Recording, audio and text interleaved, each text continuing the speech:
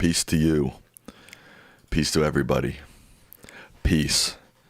How's everyone doing today? We've got a great stream lined up for the peeps out there.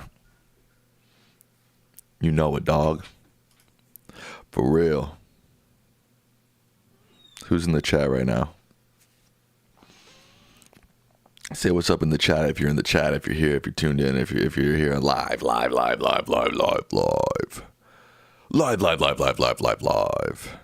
Hello, Dennis. What's up, peeps?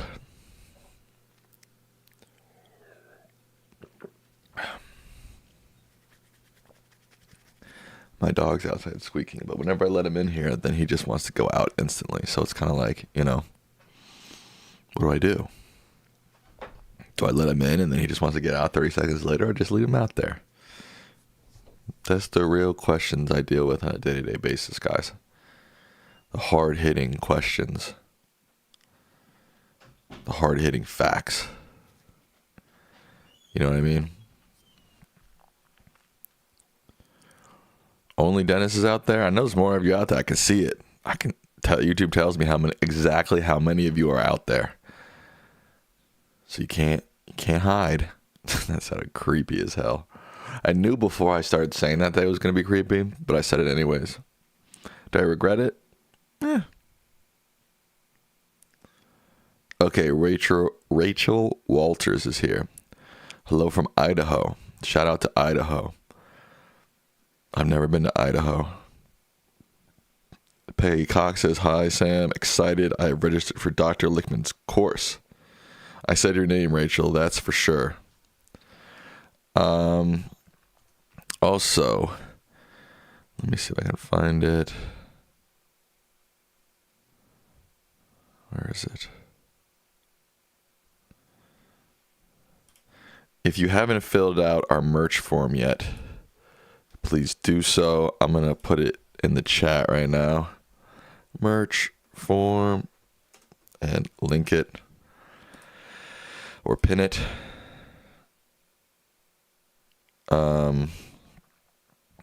Okay, should be there. Hello, Suzanne AP. Nice to have you here, Suzanne AP. The stock market is doing really well today. Is that true? I haven't even looked at the stock market yet today. Let me see.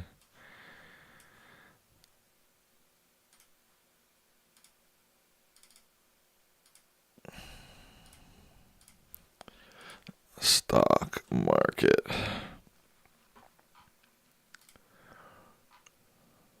Oh, I'm guessing you were being sarcastic because it's not doing well. The Dow's almost 700 points down, 1.73%. S&P is 120 points down, 2.24%. NASDAQ is down 500 points, 3%. Yes, okay. Cohen's was being sarcastic. Well, I didn't look at the stock market today, so you fooled me. Congrats on fooling me, Cohen's. Very nice of you, dude. Nvidia is way down. Tesla's way down. American Airlines is way down.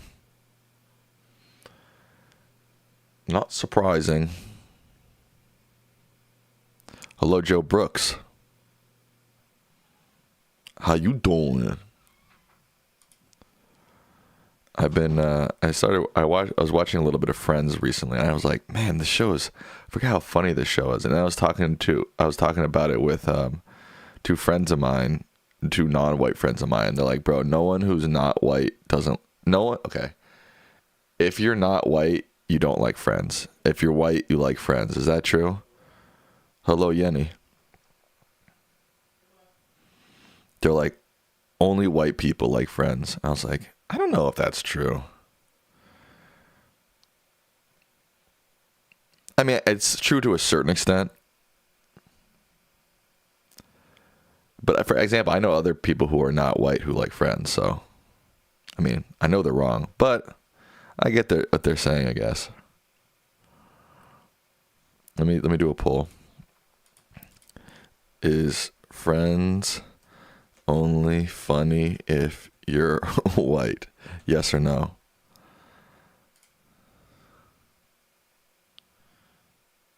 Rachel says, there's nothing in Idaho. We want to move out your way. Idaho is not safe for women anymore. Really? What do you mean by my way? Like the East Coast or California? Because I've recently lived in both.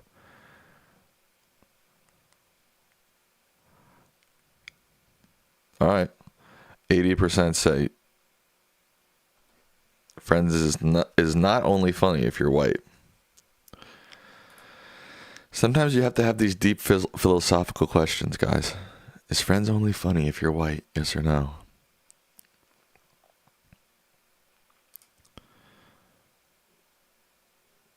Okay, it's just 78% now say no. 22% say yes, it's only funny if you're white. Northeast can't afford California. Yeah, California's expensive. I mean, the Northeast is pretty expensive too, I'm not going to lie. They're both pretty expensive. I saw a map today on Reddit that was like how long $1 million can get you in retirement, and it was kind of concerning, especially if you live in California. Let's see if I can find that. How long 1 million in retirement can get you by states. Sometimes hard to... Oh, I found it. That's that me espresso. That song's stuck in my head right now, guys. Oops.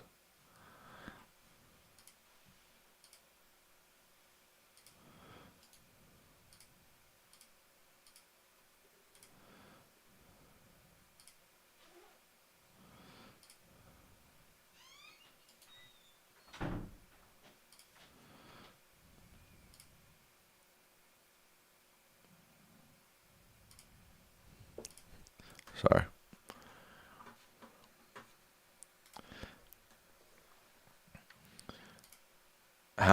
How far can you get with $1 million in retirement by state?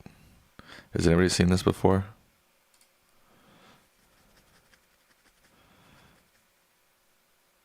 Is it blurry? It's a little blurry. California, only 16 years. I think that's the lowest. No, Hawaii is the lowest. Only 12 years. The longest is West Virginia. So maybe if you want to go to West Virginia. People are talking about New Jersey. It can last you 24 years in New Jersey. That's not super long.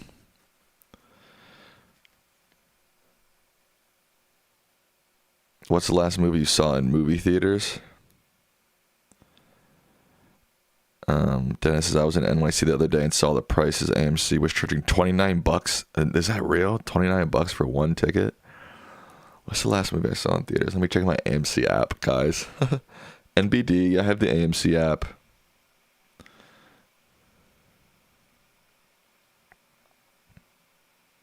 Terry says, don't like West Virginia, live there. Rachel says, Vermont sounds amazing, but one of the highest tax burdens. Interesting.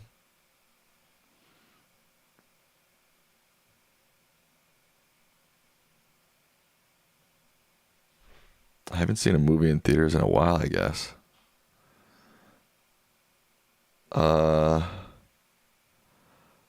Last movie I saw in theaters was Nosferatu. But I was on A-list. I'm not on A-list anymore, but I was. So I didn't pay. I just paid monthly. But yeah, this map is pretty interesting. 87 in Mississippi. For some reason, I don't think Mississippi is being flocked to very... You know what I mean? 43 in North Carolina, that's a pretty good state to live in. Pretty high. Illinois is 50. It's a pretty good state to live in.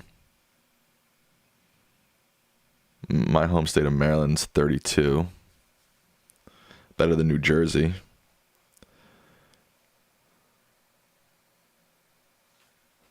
Oh, this is how far can you get with 1 million for retirement, how long $1 million and Social Security lasts. That's kind of scary. And Social Security, this is included into that. Something's got to give, guys. We can't, I mean, unless you want to live here, I guess. If you want to live on either coast, it's going to be expensive. Rachel says blue states tend to be more expensive, but schools are better and women have bodily rights. You're not wrong. I'm looking very fresh today. Okay.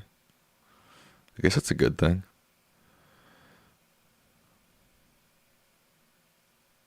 I'll take fresh.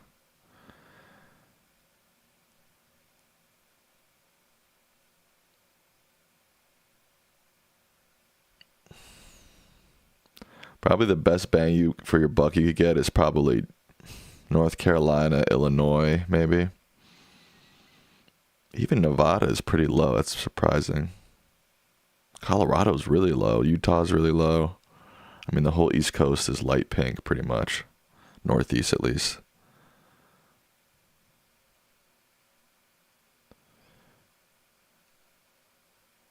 It's expensive, man. Guys, 18 people watching, only 9 likes. Come on.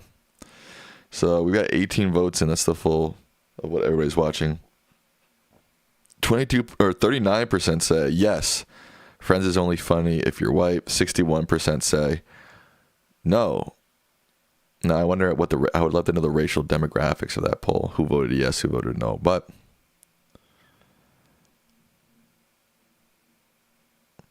PMG says there's not many high quality of life places to live in Nevada outside of Reno or Vegas. That is true. Most of Nevada is empty. Hello, Susie K. Favorite movie and TV show? My favorite TV show is Mad Men. My favorite movie is Allan. It's a French film. Haine. Cohen says, if I move to the USA, I want to live in Massachusetts, Connecticut, or Virginia. Those are all good places to live. Let's see. 35 year. If you go to your $1 million would go longest in Virginia of your choices. Mass is only 19 years. That seems, I don't know. That seems strange, but. Oh yeah, PA. Yeah, that's true. $1 million will last you 53 years. That's not bad. Maryland is a nice place. No doubt. Guys, 31 people watching, only 15 likes. Let's get those likes up, up, up, up, up, up, up. If you're not subscribed, please subscribe. Maryland has the coolest flag in the world. That is true.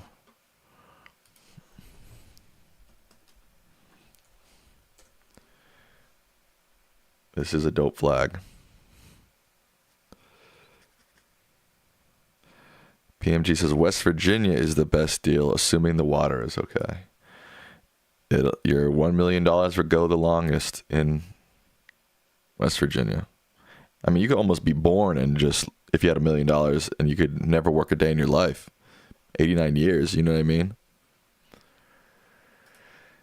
This is the coolest flag on planet Earth. No one can argue.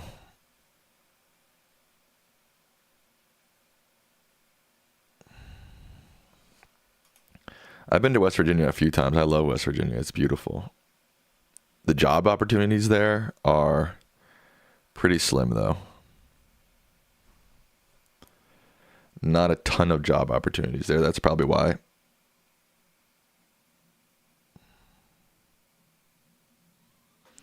It's cheaper to live. You know?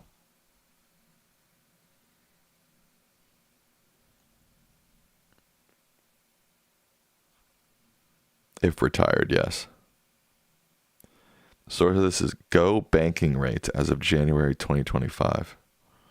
Hawaii, that's rough, man. 12 years. I mean, yeah, it's pretty rough.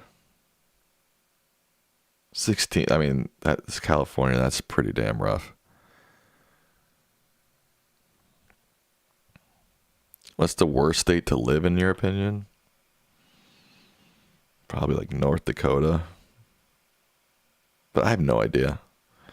I've never been, of the states I've been to Nevada, California, Arizona, Colorado, Wyoming, Montana, Virginia, Florida, South Carolina. I don't know. I'm not going to go through all the states. None of the states I've been to are that bad, honestly. So I can't answer that question. Do you think Bernie will have a chance in 2028? No, he's too old.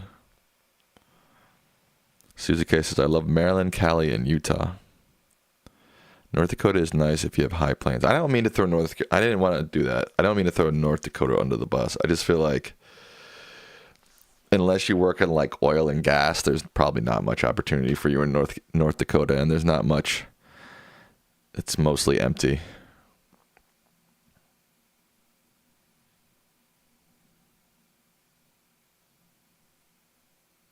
I don't know. No, if you're watching this from North Dakota, no shade to you. You know? All right. My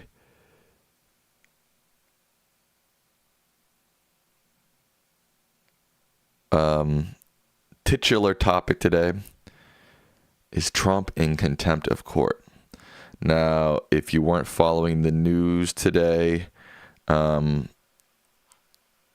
U.S. District Judge James. Here, let me just bring this up here.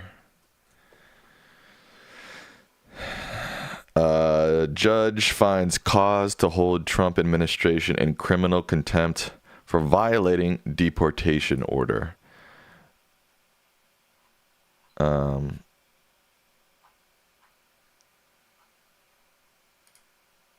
U.S. District Judge James Boasberg, Chief Justice of the United States District Court of the District of Columbia, stands for a portrait, etc., etc. This is the judge that, I guess, on Wednesday said that he found probable cause to hold the Trump administration in criminal contempt of court and warned he could seek officials' prosecutions for violating his orders last month to turn around planes carrying deportees to an El Salvador prison. That's pretty big news. Oh, none of you guys are seeing this. God damn it. This is what I was looking at earlier. This is the judge. This is the headline.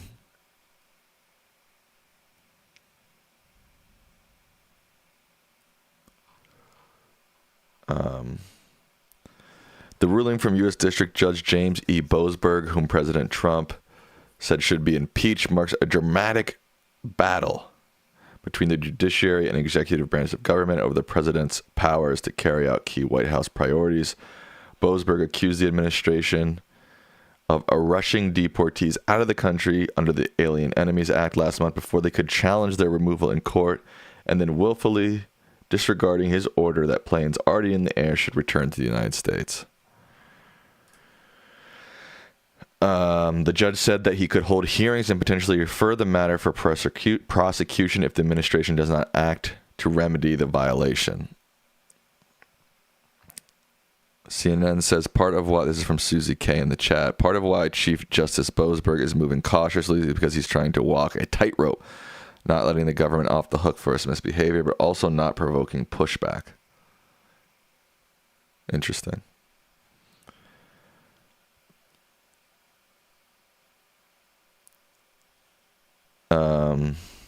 If Trump's Justice Department leadership declines to prosecute the matter, Boasberg said he will appoint another attorney to do so. Well, he's going to have to do that because no way. I mean, Pam Bondi is part of the problem. What's she going to prosecute herself? Boasberg says the Constitution does not tolerate willful disobedience of judicial orders, especially by officials of a coordinated branch who have sworn an oath to uphold it. The administration said it would appeal. The president is 100% committed to ensuring that terrorists and criminal illegal migrants are no longer a threat to Americans and their communities across the country, White House Communication Director Stephen Chung wrote in a post on X. I don't think Abrego Garcia was a terrorist or a criminal. And I think the judge's whole point is you have to prove that they're terrorists or criminals. You can't just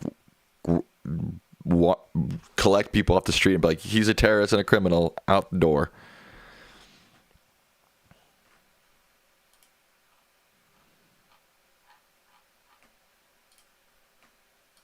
out the door.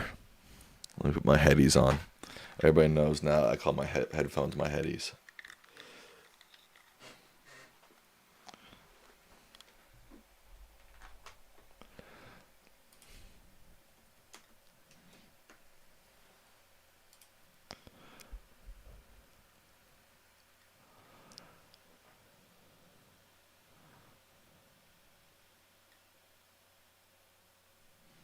Let's see what CNN has to say on the matter. Judge finds probable cause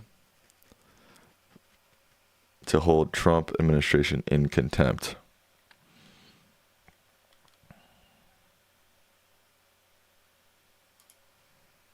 The breaking news right now, a judge says there is probable cause to hold the Trump administration in contempt. This is in regards to the case of deporting Venezuelan migrants, despite that judge's order in his court to turn the plane around. CNN chief legal correspondent Paula Reed joins me now. Paula, what exactly is the judge saying? Look, Dana, this is huge. We've been waiting for this opinion. Now, the judge here is still deciding punishment and the next steps. He is giving the Justice Department a chance to weigh in here. But this case, this question has, as you know, become a political flashpoint. President Trump has repeatedly attacked this judge, James Boasberg, even calling for him to be impeached. Now, much of this started last month on March 15th. The president had invoked the Aliens Enemies Act to facilitate deportations of Venezuelan migrants. The government alleges were affiliated with a gang. Litigation commenced over the weekend, and these planes that were already carrying migrants were eventually grounded. But then when the judge ordered these to be flown back to the United States, they continued from Honduras, where they had stopped, onto El Salvador. So this isn't even just about Abrego Garcia. This is about the planes that the judge ordered to be turned around, huh? Now, the judge... Hello, Abe. Has suggested that this was a deliberate attempt to defy his order. But Justice Department lawyers and sources I've spoken with disagree. They believe that a district court judge did not have jurisdiction over the acts of the administration once they're in international territory. Oh, it's such a slimy, twisted way to read it, but thank you, Tulak, for your donation. Tulak says, it's incompetent authoritarianism. It doesn't achieve the number one goal of abduction, scaring people into silence and critiquing him openly and saying it's a looming dictatorship equals an oxymoron. I don't quite get what you're saying. Now I want to read some quotes from this opinion. The judge says, as this opinion will detail, the court ultimately determines that the government's actions on that day demonstrate a willful disregard for its order, sufficient for the court to conclude that probable cause exists to find the government in criminal contempt. The thing is, who owned the planes? Who was piloting the planes? I mean, just because they're in international air, if they're still owned and piloted by Americans, it should still be under American jurisdiction, right? The court does not reach such a conclusion lightly or hastily. Indeed, it has given defendants ample opportunity to rectify or explain their actions. None of their responses has been satisfactory. The Constitution does not tolerate willful disobedience of judicial orders, especially by officials of a coordinate branch who have sworn an oath to uphold it. Now, there is little chance that the Justice Department is going to deviate from its belief that, again, district court judges cannot dictate what they do once they are in either international skies or on the ground, which is what happened here. These planes landed in Honduras. But this is notable because here you have a federal judge holding the administration in contempt, as for several months, Dana, we've been talking about concerns about whether the administration would at any point intentionally defy a court order. Really remarkable stuff. Paula, thank you so much for breaking that down for us. My panel is back with us. And Jeff Zeleny, I know this just happened, I don't know, a few minutes ago. Are you hearing anything yet from Trump sources? Not yet from the White House officially. They likely are waiting for the Department of Justice to respond. But look, this is something that the White House has made clear. The president has made it clear, certainly people who work around him, their view of Judge Boasberg, who we should point out was elevated by President Obama, but was initially appointed by George W. Bush. He's viewed as a straight shooter. He has a lot of conservative friends and allies as well, including some on the Supreme Court, his college roommates, et cetera. So, look, I think that this is the question here, it seems to be, and this is a 46-page ruling, as we just were looking through it. Is there jurisdiction here for him to act, because it was moved to a Texas court, but Judge Boasberg is saying that there clearly is in his mind. So I think that this is going to be one more example of the White House pushing back at judges. We've heard what they've said about Judge Boasberg. The president has been very sharply critical of him without really knowing his true body of work, I think. Or caring. Just more to what is underneath all of this, and that is just a reminder that there were planes that left for El Salvador. Thank you, Crystal Blue. I appreciate that. Tulak Court says, sorry, what I meant is, one, it's clumsy authoritarianism, not any form of coherent dictatorship. People criticize Trump, but still yell, it's a looming dictatorship. They are contradicting themselves. Okay, I get what you're saying.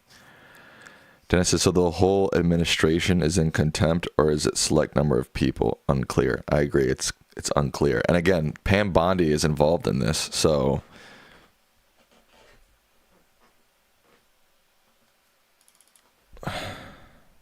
I believe she said today that even after this, that he's not coming back.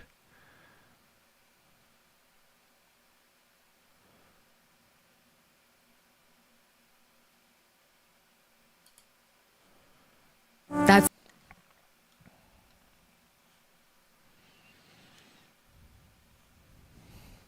I believe she said he's not coming back.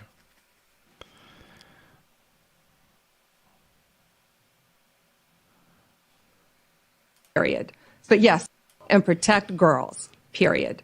But yes, we are fully prepared to sue them and others that we will be looking at as well. And then my off topic, big topic over the past few weeks, Kilmar Abrego Garcia in Maryland. He's in a prison now in El Salvador. He was sent there. You insist, the president, everybody in the administration insists that he is MS-13. It appears that there's not going to be any sort of trial. He's not going to come back. DHS said he would be arrested and redeported if he comes back.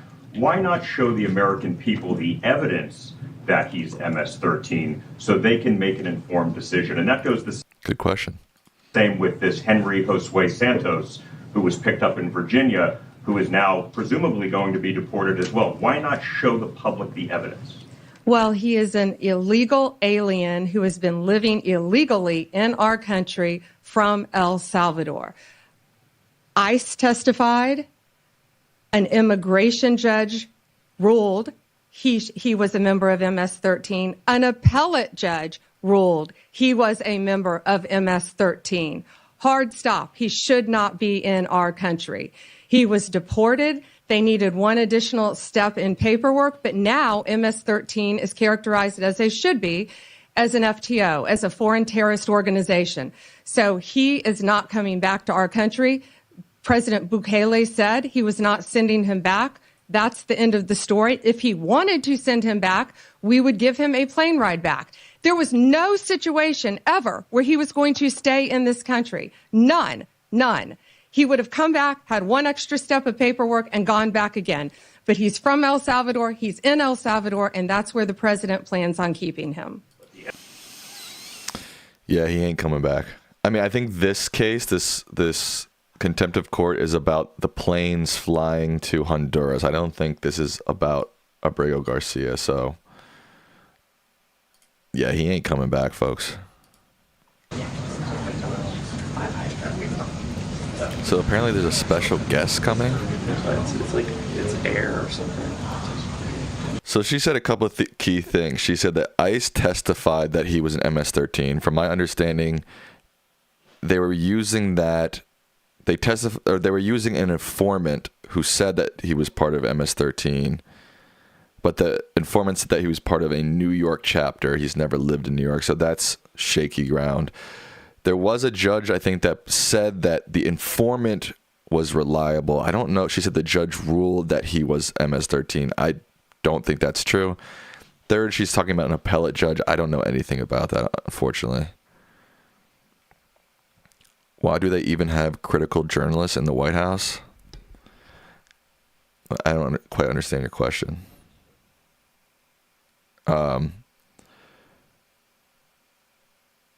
So even those things she just said are stretching the truth at best and maybe full lies. I don't think that guy's coming back. Let's do a poll.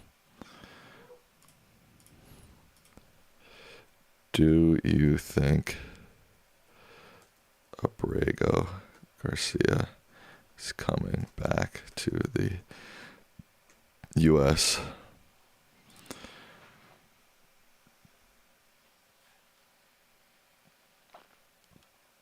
Max says, I think there's a chance.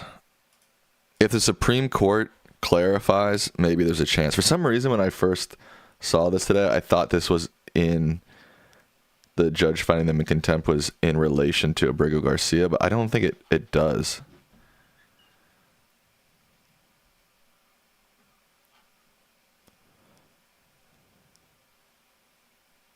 Here it is. In a separate case, the administration acknowledged mistakenly deporting Abrego Garcia, but doesn't intend to return him. Judge in that case has said she's determining whether to undertake contempt proceedings, saying officials appear to have done nothing to aid Abrego Garcia's release from custody. Yeah, so this is a separate case.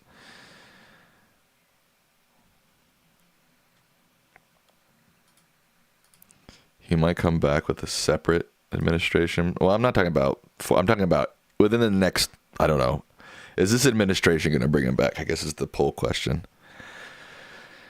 I know Van Hollen went to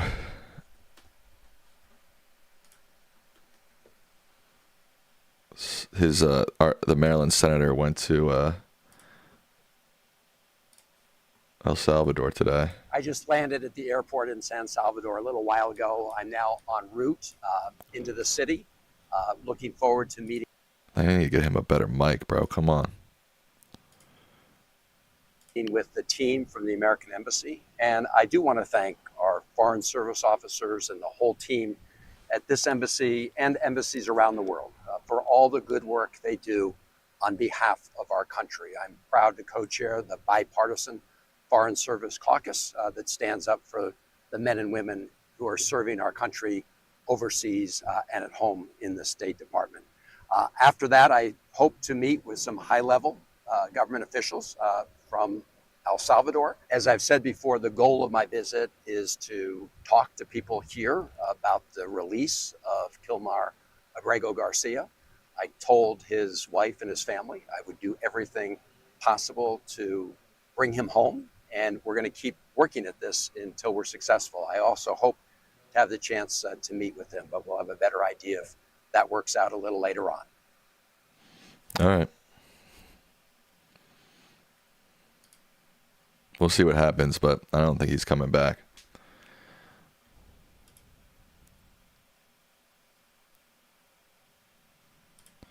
I do not think he's coming back.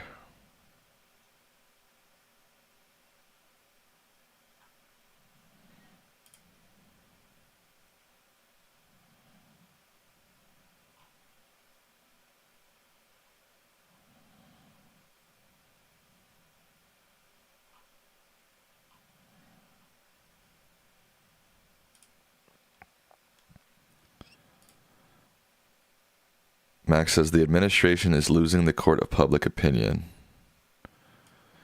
Yeah, I don't disagree. Tanika says, I think with media attention and rewording of the ruling, he could come back. Yeah. Possibly after 2028. Yeah, but that's not what the poll. Maybe I should have been more clear. Do you think he's coming back within the next, under this administration?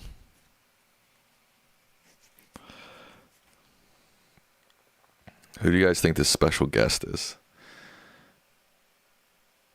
Caroline Leavitt holds White House press briefing with special guest. Let's get guesses in the chat. Who are they bringing on?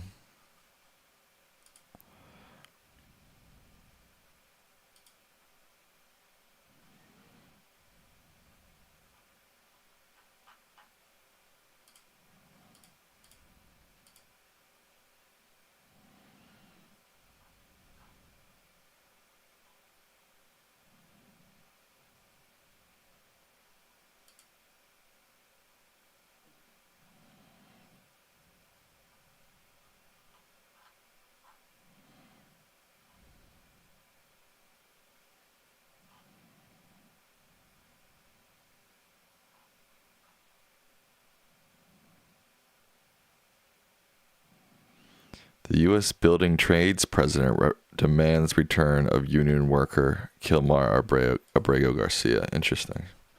That's probably good for him that a union is coming out in his defense. Our voices heard. We're not red. We're not blue.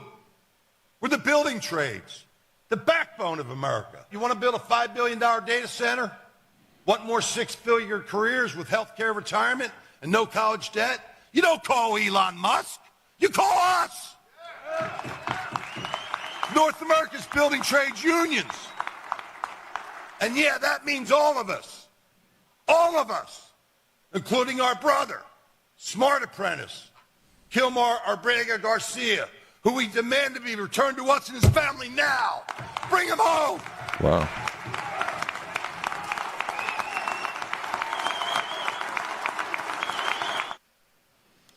That's a lot of white people standing and clapping. I'm a little surprised, but hey, I think maybe who said that the Trump administration is losing the Max, losing the court of public opinion. I think so. No, Kid Rock again is a special guest. I hope not. The pillow guy, a liar. Yeah, Marco, definitely not.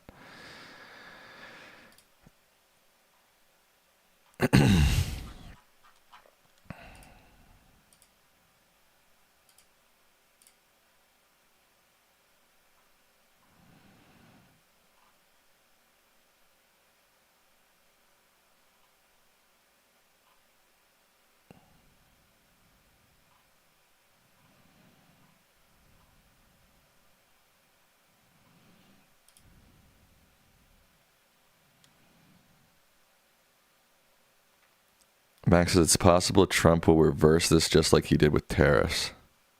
Maybe. Hulk Hogan? Could be Hulk. It could very well be Hulk Hogan. I'm surprised this hasn't leaked yet. It should be leaked, right? Leak it, leak it, leak it.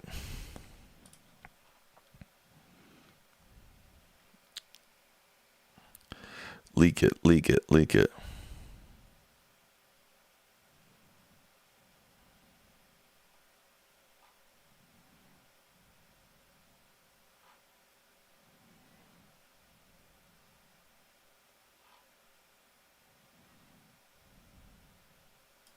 This is. Did you see Caroline Levitt say this yesterday? It's pretty gross.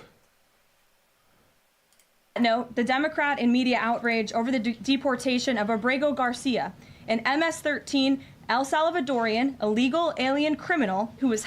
He's never been charged with a crime. How can someone be a criminal? This is the issue with the Trump administration, man. How can somebody be a criminal if they've never been charged with a crime? Hiding in Maryland has been nothing short of despicable. Based on the sensationalism of many of the people in this room, you would think we deported a candidate for Father of the Year. Maybe you did. How do you know you didn't? You don't know this guy. You don't know his family.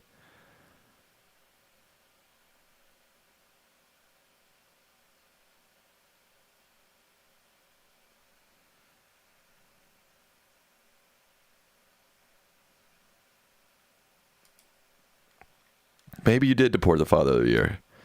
He's got 3 kids. His wife seems to love him. His wife wants him back. Maybe he is the Father of the Year.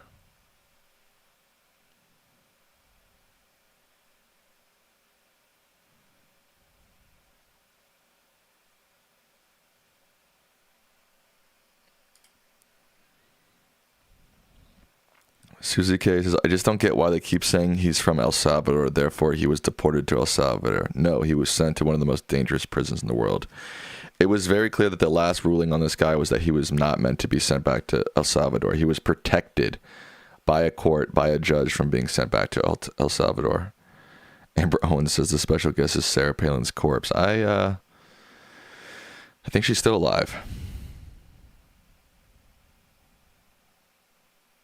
Susie K says, if he was illegal and needs to be deported, then provide due process and send him back, but not to that prison if he isn't a criminal. I agree with you. They just reported that Van Hollen was denied entry to the prison to visit Garcia. Interesting.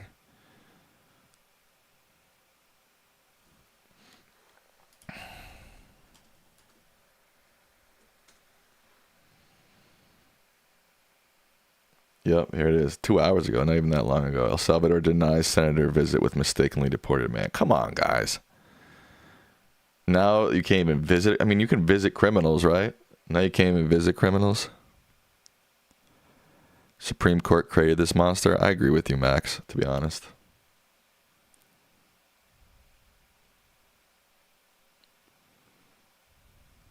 Maybe Trump himself is the special guest. Maybe. Oh, Susie Case from what I understand, they don't allow visitors there or lawyers. That's why Trump wants to send people there, even homegrown criminals. Nobody gets any process, even after they're guilty. No rights, no nothing.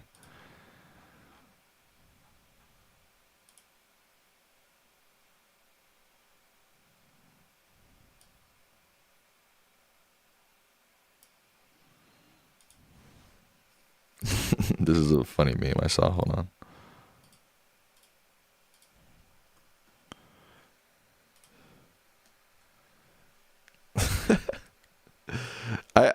I watched this live and I actually thought it was pretty cool, but this meme is kind of funny.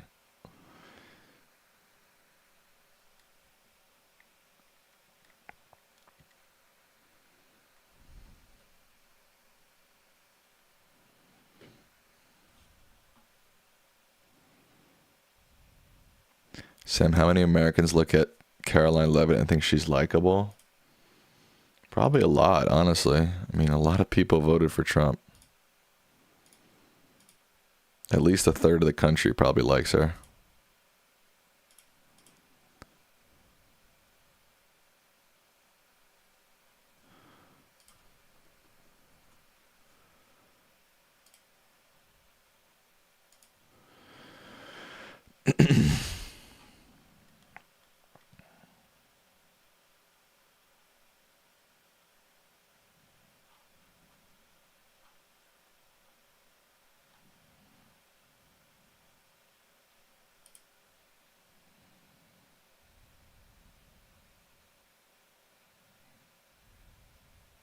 Hello, Nathan. Susie says that, remember, one of the ministers in that country said that the only way out for Abrego Garcia is in a coffin. That's horrific, bro. The guy's never been charged with a crime. Even if you think he's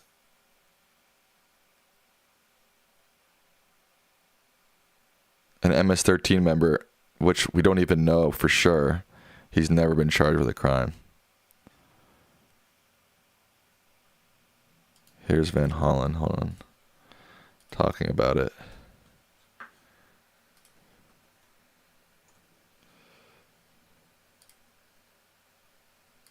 In taking a tour. I said I'm not interested at this moment in taking a tour of CCOT. I just want to meet with Mr. Abrego Garcia.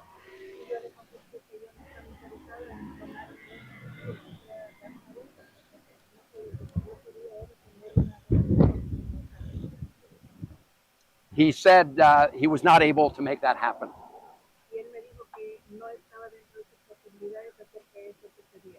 I asked, he said he need a little more time.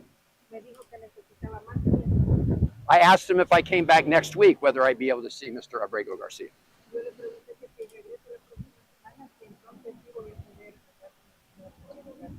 He said he couldn't promise that either. So I asked him if I could get on the phone either video phone or just a phone, and talk to Mr. Abrego Garcia.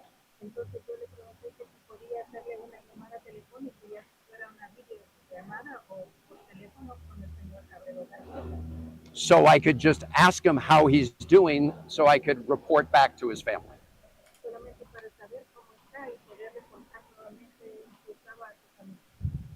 He said he could not arrange that.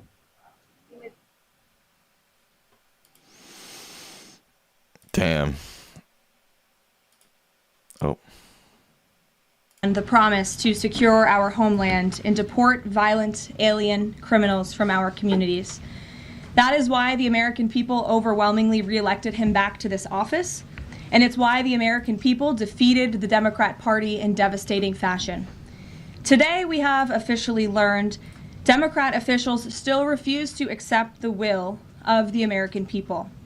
Maryland Democrat Senator Chris Van Hollen rushed to Dulles Airport this morning to fly to El Salvador, potentially using taxpayer dollars to demand the release of deported illegal alien MS-13 terrorist. We don't know if he's an MS-13. The Democrats in the media in this room have continually and wrongly labeled Kilmar Abrego Garcia as a Maryland father. There is no Maryland father. Let me reiterate. What? Kilmar Abrego Garcia is an illegal alien, MS-13 gang member and foreign terrorist who was deported back to his home country. We were supposed to be protected from that. When Kilmar Abrego Garcia was originally arrested, he was wearing a sweatshirt with rolls of money covering the ears, mouth, and eyes of presidents on various currency denominations. This is a known MS-13 gang symbol of hear no evil, speak no evil, see no evil. Abrego Garcia was also arrested with two other well-known members of the vicious MS-13 gang. And two separate judges found that Abrego Garcia was a member of MS-13, and that finding has never been disputed. I don't know if that's true. This morning, it was revealed through Maryland court documents that Abrego Garcia's wife petitioned for an order of protection against him for 2 instances of domestic violence in May of 2021. And here is the order right here. The court ordered that the respondent committed the following acts of abuse. Once in May of 2021, assault in any degree. And on May 4th of 2021, he punched and scratched his wife, ripped off her shirt, and grabbed and bruised her. This is from a court in Maryland. So not... It's hard to know what if this is... I've never heard any of these allegations before, so it's hard to comment on them. To set all of that aside, the basic fact that he was illegally inside our country and had a lawful deportation order made him subject to removal back to his home country of El Salvador. And if he ever ends up back in the United States, he would immediately be deported again. Nothing will change the fact that Abrego Garcia will never be a Maryland father. He will never live in the United States of America again. And the United States Supreme Court ruled unanimously that the President of the United States and the Secretary of State could not be compelled to forcibly retrieve this citizen of El Salvador who is currently locked up in a maximum security prison in his home country due to his MS-13 membership. To remind the media and the Democrat Party, MS-13 are among the most vicious and dangerous individuals in this world. They pose a direct threat to the United States, El Salvador, and any other country who maintains basic law and order. MS-13 rapes innocent girls and women, runs sex trafficking operations, murders for sport, and terrorizes law-abiding people. That's why El Salvador President Bukele made it clear this week that he will not be releasing this MS-13 gang member from his prison. But that is not enough. All of that is not enough to stop the Democrat Party from their lies. The number one issue they are focused on right now is bringing back this illegal alien terrorist to America. But where are the Democrats applauding the fact that southern border crossings just hit a historic low? Where are the Democrats supporting our brave men and women of law enforcement who are putting their lives on the line every single day to arrest the violent illegal alien invaders that the previous administration allowed into our country? And where are the Democrats when innocent Americans are victimized by illegal criminals that Joe Biden let in?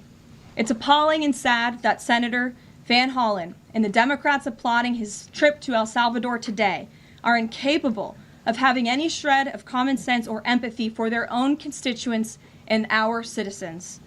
Nobody knows this more than the woman standing to my right, Patty Morin, whose beautiful daughter Rachel was brutally maimed and murdered at the hands of an illegal alien in August of 2023. Patty no longer has her daughter because of the failed Democrat Party's open border, and these are policies that President Trump is bringing an end to. Patty should not have to be here today, but she is, and we are grateful and we are honored for her willingness and her request to share her powerful story with the world. Thank you, Patty, for being here. So this is from the Department of Homeland Security, which again is run by Christine Noem, who's obviously a Trump loyalist. So it says Kilmar Abrego Garcia had a history of violence and was not the upstanding Maryland man the media has portrayed him as. According to court filings, Garcia's wife sought a domestic violence restraining order against him, claiming he punched, scratched, and ripped off her shirt, among other things.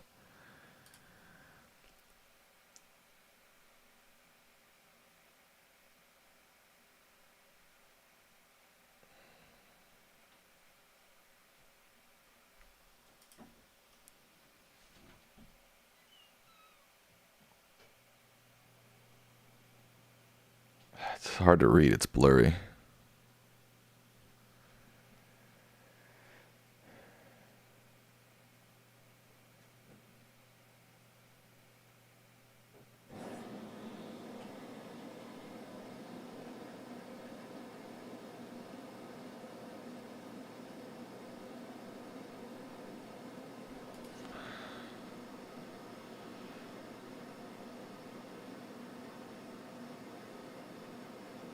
It's hard to, I can't read this. It's blurry.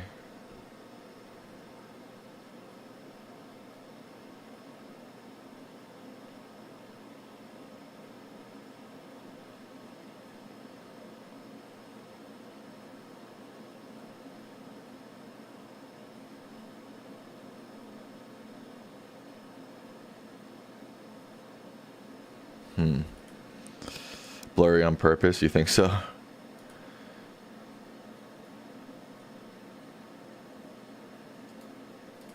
Here we go. Kilmar Abrego Garcia's wife responds after restraining order revealed. Let's see. God, so many ads.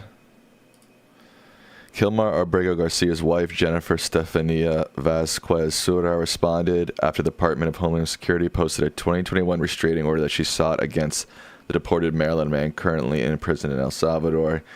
In its post, DHS officials wrote, we saw that already. In an emailed statement to Newsweek, Vasquez Sura said in response, after surviving domestic violence in a previous relationship, I acted out of caution after a disagreement with Kilmar by seeking a civil protective order in case things escalated. Things did not escalate, and I decided not to follow through with civil court proceedings. This might be the end of all Kilmar discussions, honestly. She continued, we were able to work through the situation privately as a family, including going to counseling. Our marriage only grew stronger in the years that followed. No one is perfect and no marriage is perfect.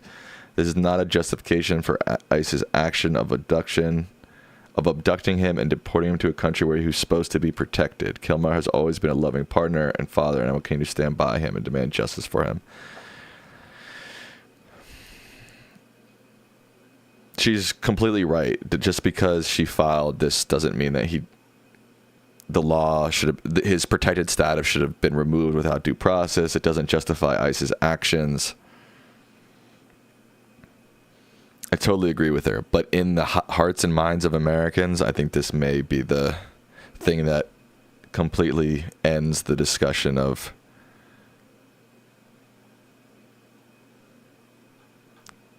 getting him home.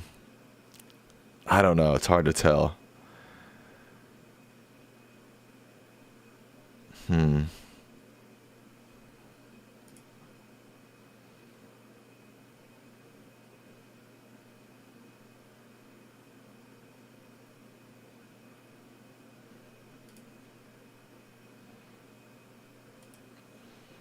he's owed due process. I agree. I'm not saying he's not. I'm just saying, like, I wouldn't be surprised if the media suddenly just went quiet and the posts about him suddenly low. You know what I mean?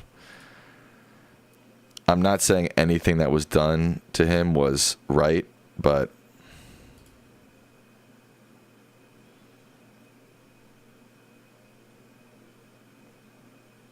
Vladimir says it's terrible if he did that to his wife, but it still doesn't prove he ever joined MS-13. I totally agree with you.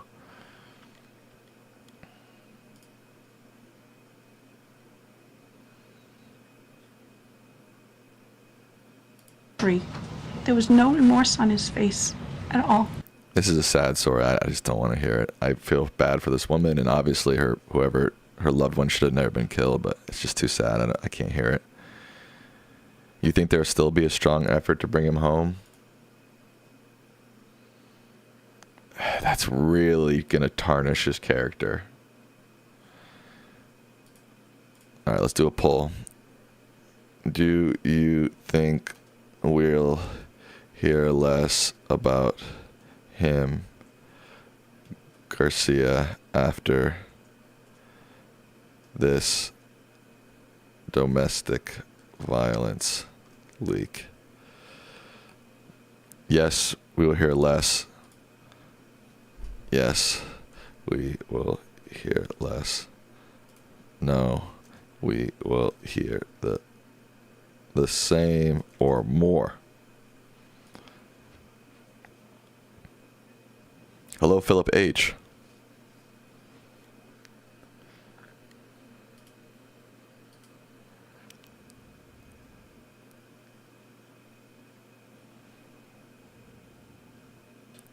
More from the R's to distract from the economy. And they don't want to talk about this they want to get past this, I'm pretty sure.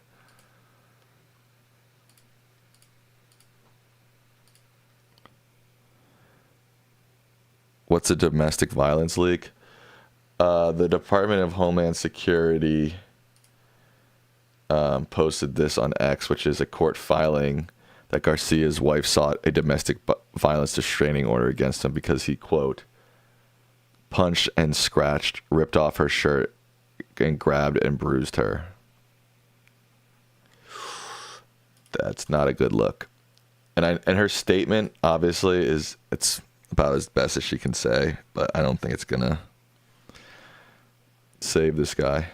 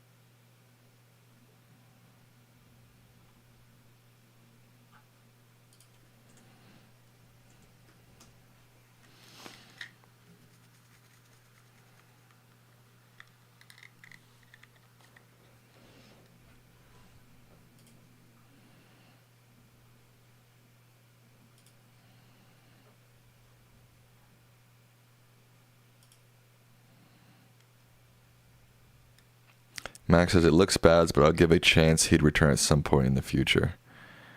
Amber Owens is 100% correct. I was on top chat, not live chat. Where's Amber Owens? What'd she say?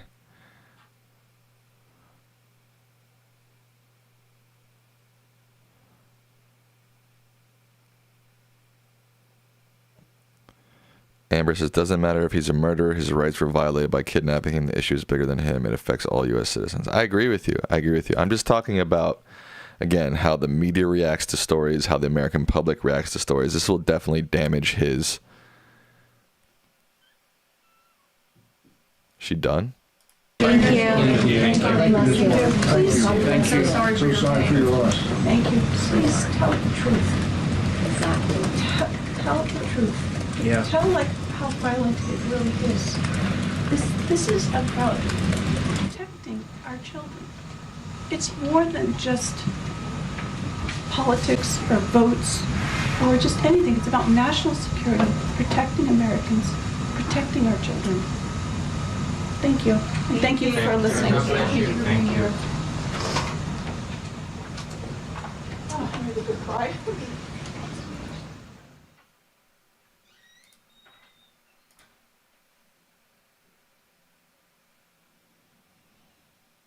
Susie K said they tried to make a comparison between the murder of this woman's daughter and Garcia. You know, I know what they were doing, yeah.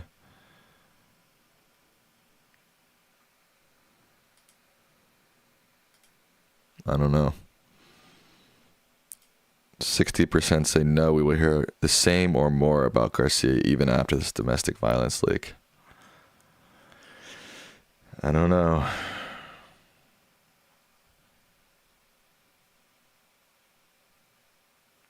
Was Garcia convicted of anything? No, I don't believe he's ever been convicted of anything. The issue's much bigger than Garcia. I agree with you. I'm not disagreeing with you. I'm just thinking about this in terms, again, like I'm a communications expert. Like it's going to hurt him and it's going to hurt his case and it's going to hurt how the media covers it. And it's only going to give more fodder to the right wing. Philip H. says, I don't see how this changes anything. It just makes him a much less sympathetic figure. That's what it changes.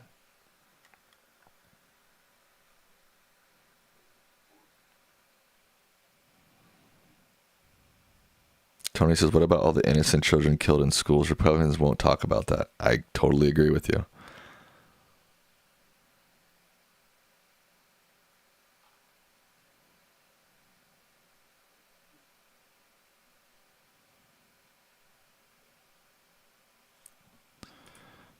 I completely agree with you.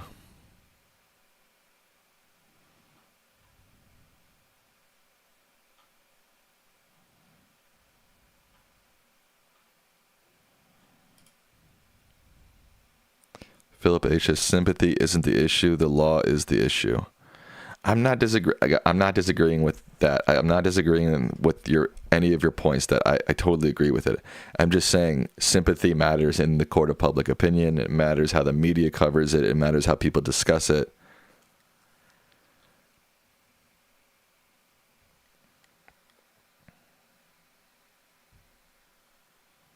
That's what I'm saying.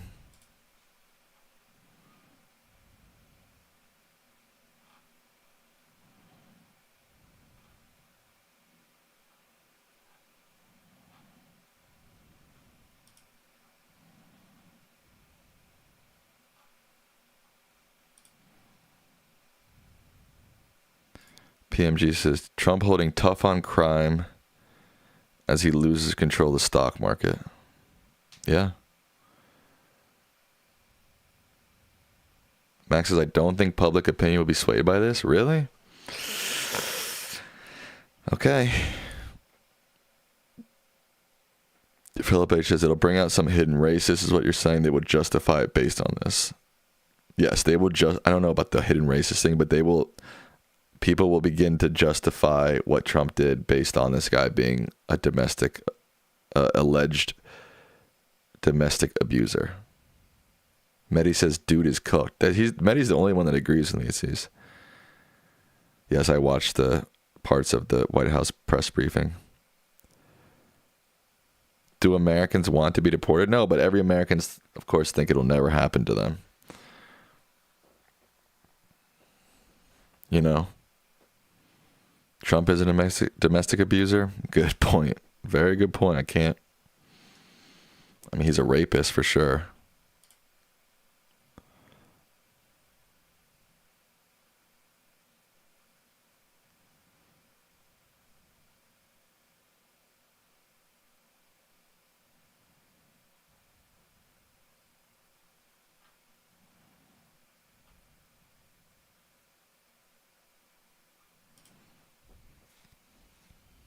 Oh, you're not supposed to say that word on YouTube, right? He's an R-wordist for sure. I mean, people got served for saying that. I mean, it's in a court filing, right? Or was found civilly liable for rape. How about that? Yeah, careful with the truth. He was found civilly to clarify, he was found civilly liable for rape. How about that?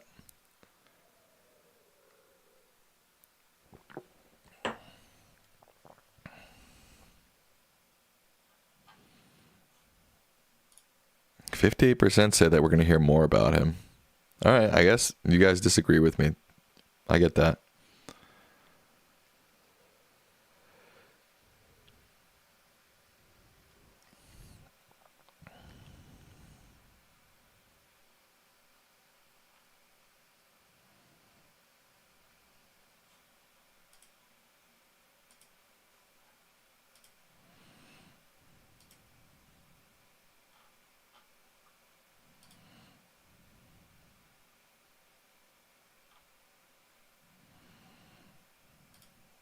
So did you guys see this video of this guy getting tased in a Marjorie Taylor Greene town hall last night? Oops, that's not it.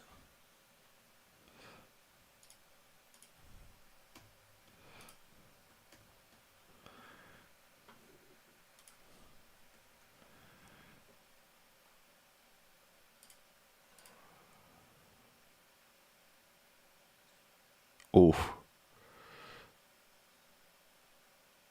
That's intense, dude.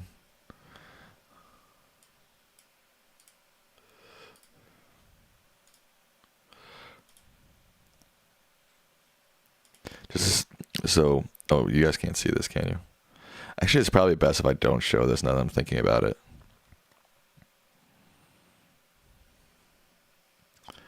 That sound was not a gunshot, YouTube. It's probably best if I don't show this. People are clapping. Listen to this. After somebody got tased. That's fucked.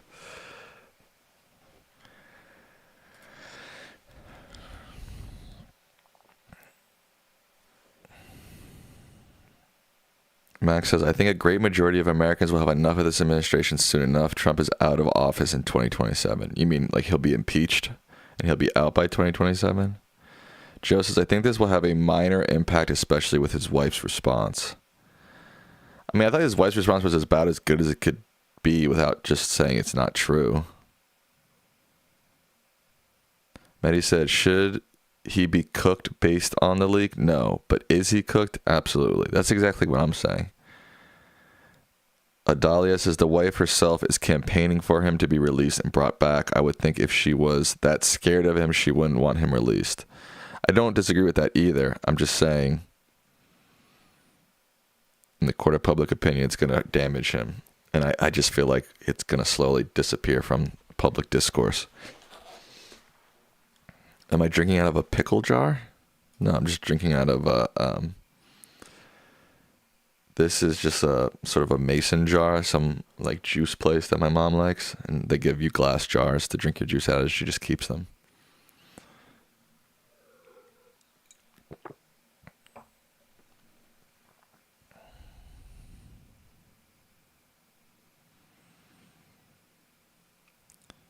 Joe says it'll give MAGA crowd a small amount to cover the issue, but I think that's about it. Maybe. CNN showed the tasing video. Well, YouTube is not CNN. Doesn't show violent stuff. Do we know if that filing is real? I mean, his wife didn't deny it. We read a statement from his wife. His wife did not deny it. She said she did file it, but she did it out of abundance of caution because a previous relationship, she did have bad domestic violence, but they were able to work through it with therapy, et cetera, et cetera. All right. Trump was found civilly liable for sexual assault, to clarify, for anybody trying to sue me out there.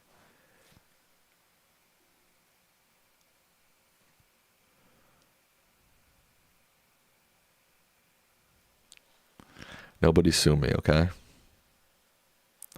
Nobody sue me. I don't wanna be sued. Please don't sue me. No, no, no, no, no, no, no, no, no. Please don't sue me. I don't wanna be sued.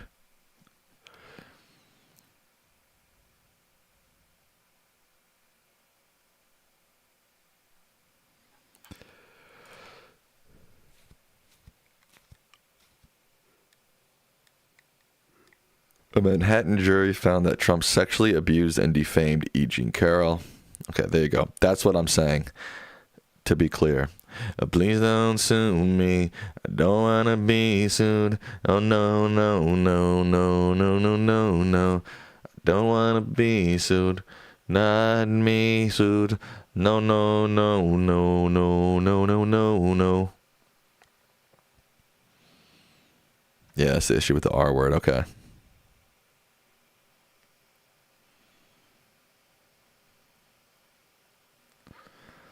So did you guys see Newsom is suing Trump over tariffs. Newsom is suing Trump over the tariffs or something? Oh, it's live right now?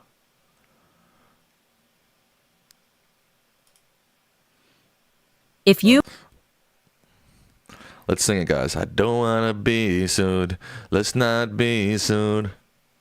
Gavin Newsom and Attorney General Rob Bonta are filing yet another lawsuit against the Trump administration. This is over the use of emergency powers to unilaterally enact sweeping global tariffs. Newsom says the tariffs hurt California families and businesses, citing a disrupted supply chain and inflated costs. No state will be impacted more than the state of California as it relates to the unilateral authority that's being asserted by the Trump administration to impose the largest tax increase in modern American history.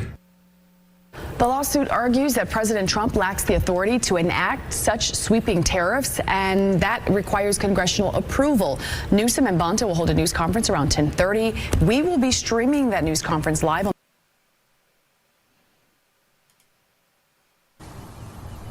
I've got family members living paycheck to paycheck. Many family members. My mom, who passed away years and years ago, was one of them.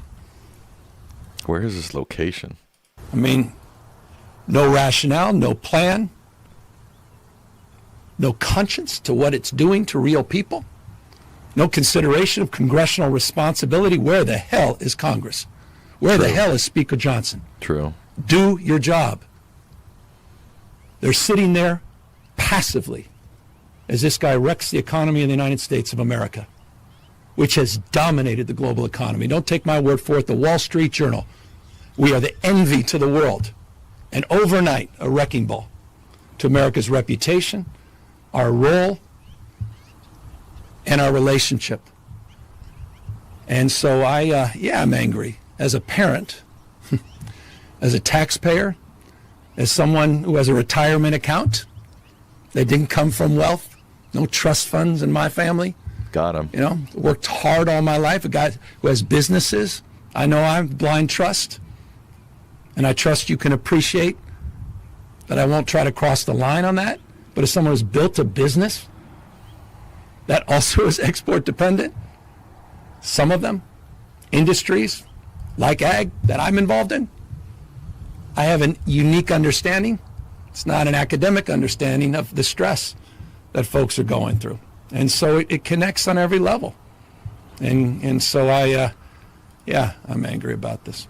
Governor, you've been very reticent to embrace, we talked about Trump-proofing. You famously hated that phrase. Well, you used it, I didn't. That's why. Can you talk about, kind of why you're embracing this moment to be more aggressive against the Trump administration? I mean, it's been 2 weeks since the tariffs took effect. Why now? Because for the last few weeks we've been absorbing the impacts.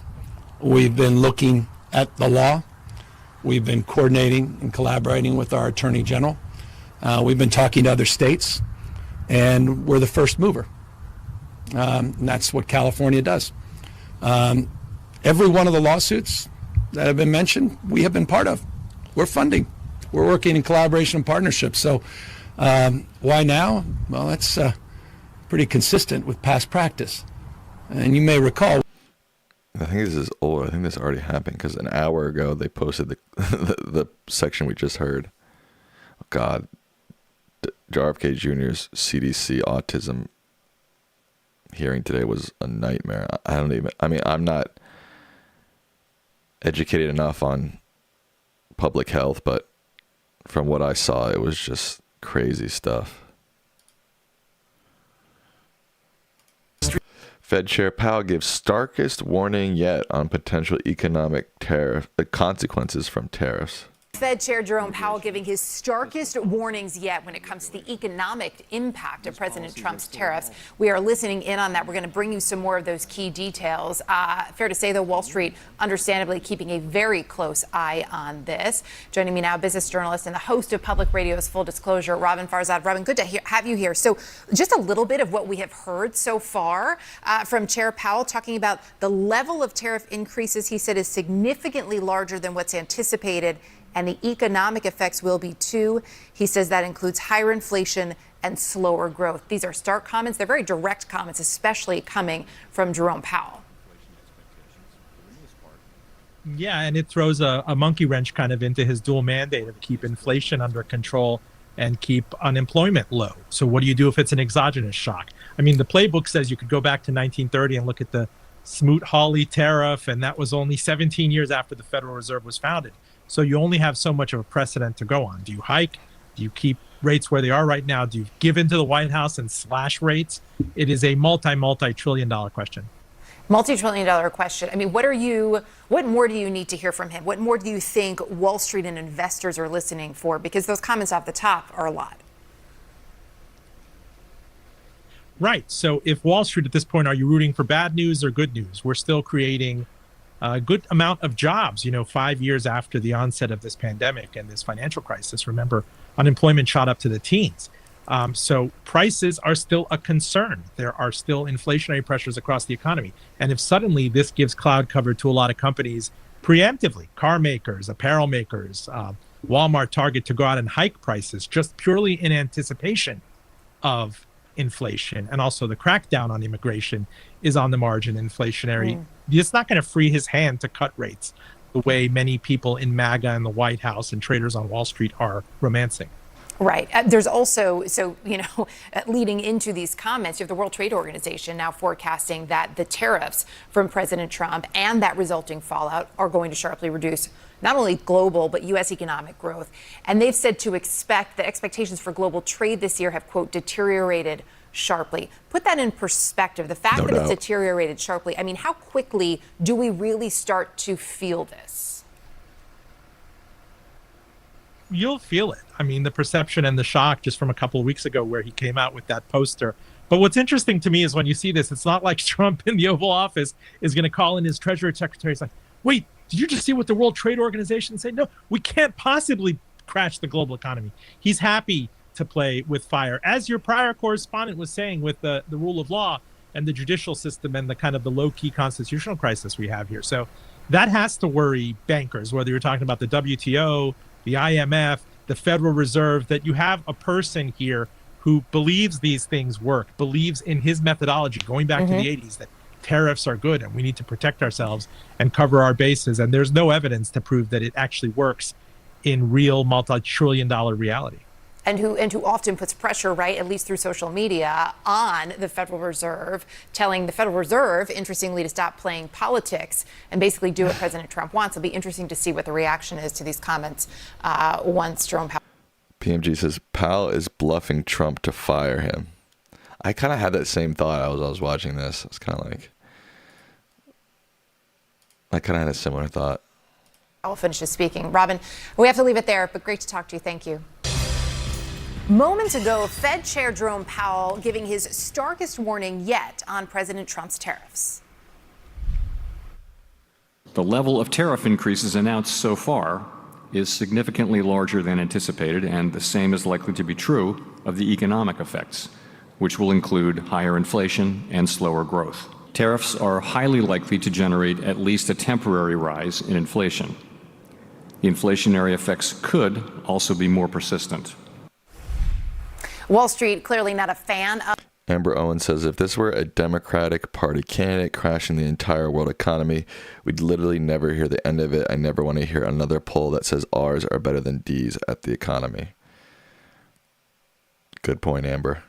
Of this new message. Joining us now to discuss, CNN business editor at large Richard Quest, who's actually live this hour at the New York International Auto Show. I imagine there's a little bit of chatter about this there too.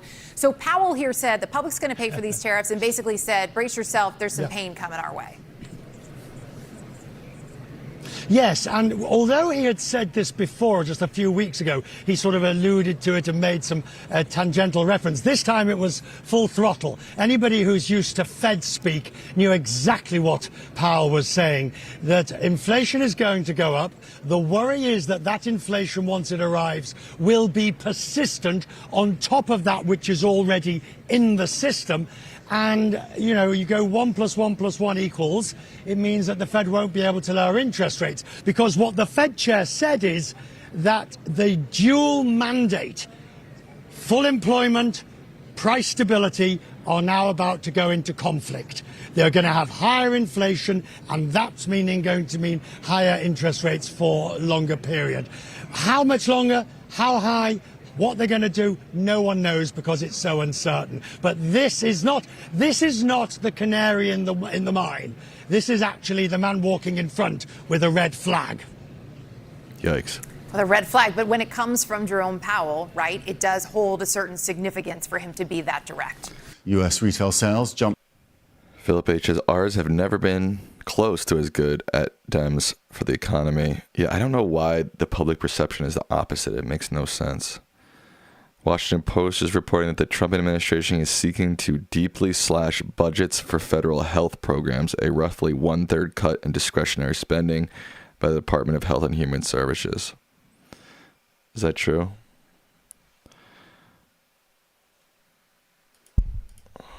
Federal health programs.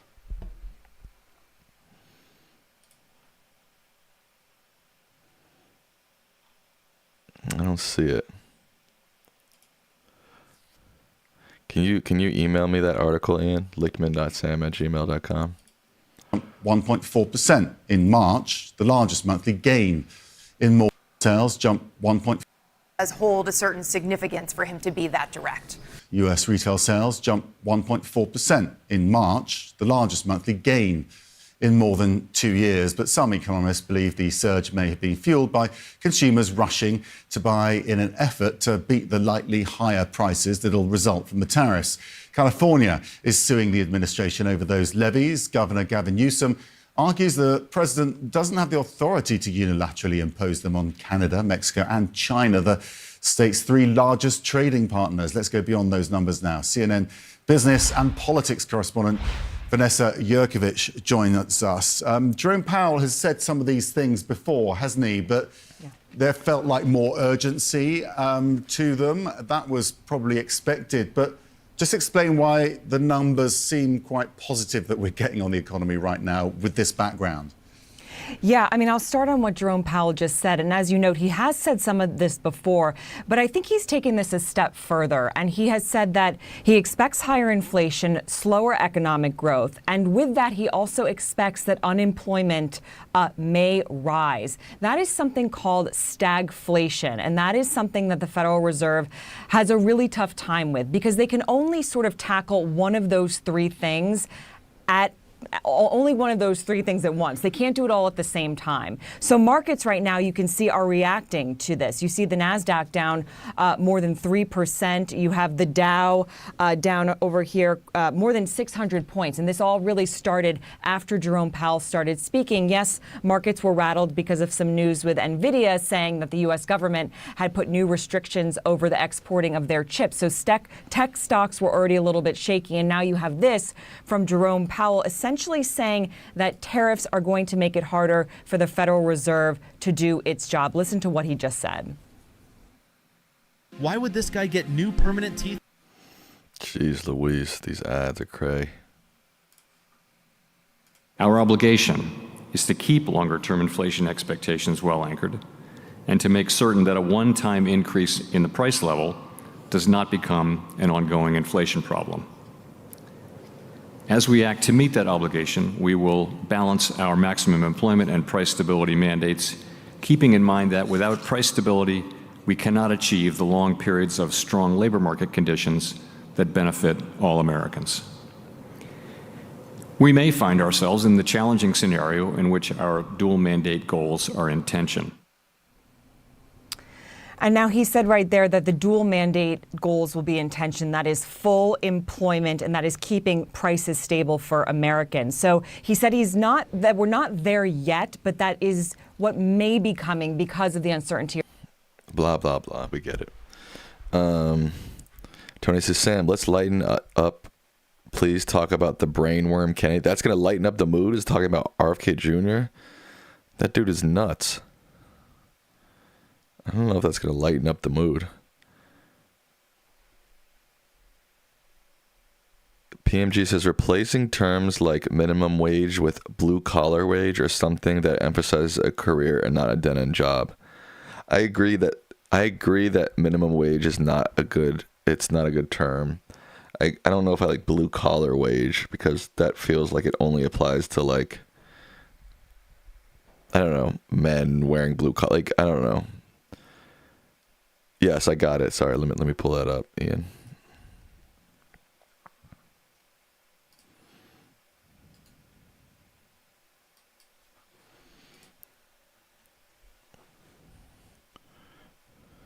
Oh, I got paywalled. Internal budget document reveals extent of Trump's proposed health cuts. Is this really, I mean, like, even Trump voters, like, this is what you want to cut? Health stuff? Seems insane to me. Lighten up the mood by playing games. I could play some games, for sure. How about training wage? I don't like training wage either. Yeah, I like living wage. I like living wage. Ian, I like that.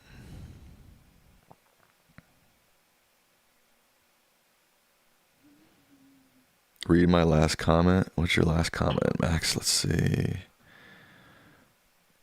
Look, that stunt at the briefing is a distraction. Hopefully the judges will not fall for it, because basically what Trump is saying is that he knows better than judges. This whole time, I totally agree with all you guys. It shouldn't change the law. It shouldn't change the course of actions. All I'm talking about is in terms of the broader communications of this story. That's all I'm saying.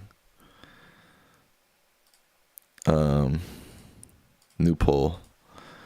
Should we play games? Yes or no?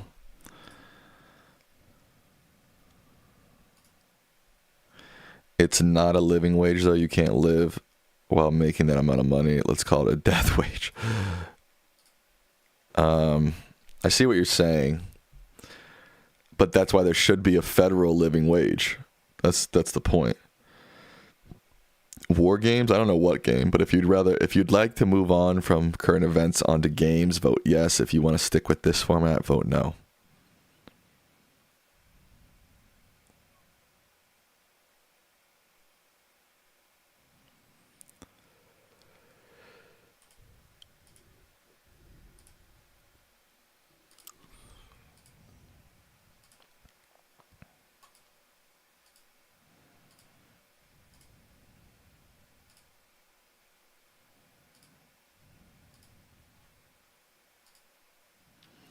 Prevailing wage is different throughout industries and areas.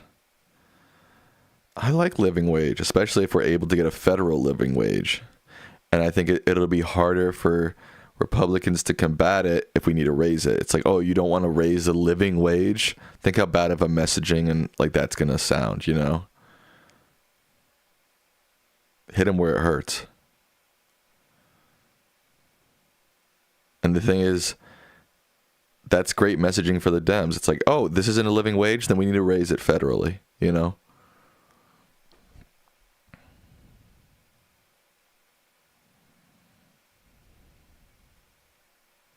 Raise that ish. Raise that ish. Raise that ish. Everybody with me now. Raise that ish. Raise that ish.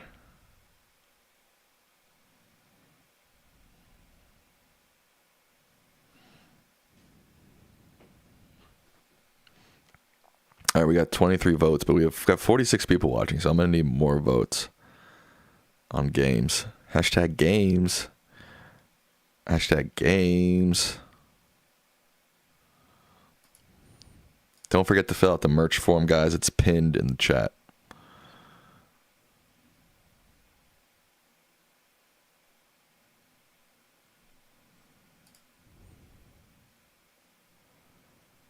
PMG says, was on a road trip years ago. Union electrician in Montana was making $20 an hour versus $50 in California. What's your point?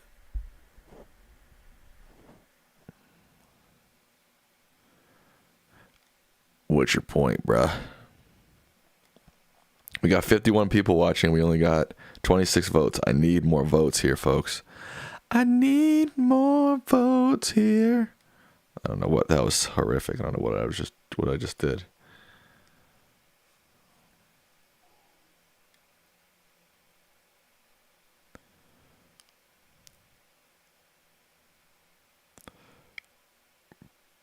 Brualheim? What is Brualheim?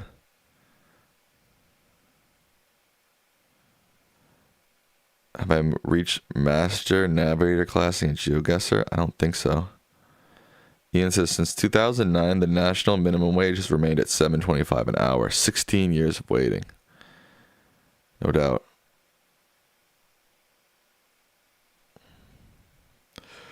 Bruahohim. Bruahohim. What does that mean? I don't know what that means. What does that mean? Bruahohim. Bruahohim. Bruahohim. Bruahohim. Oh, Bohemian, etc. So it's like a variation of that. Bruahohim. It's a mouthful. Brah. That's a tongue twister. Bruahohim. All right, 32 votes in. Games is winning. 55 just went up 55% to 47%. All right. We're moving on to games.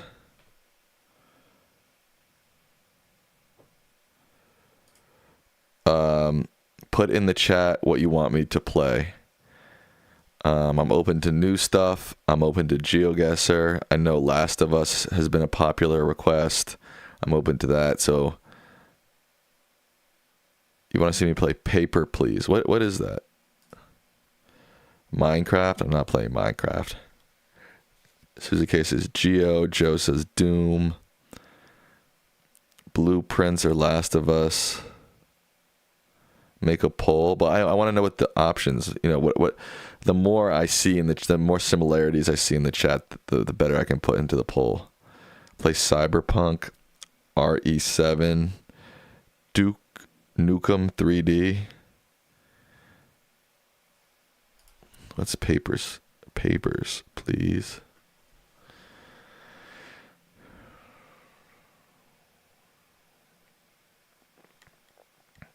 It's a puzzle simulation game.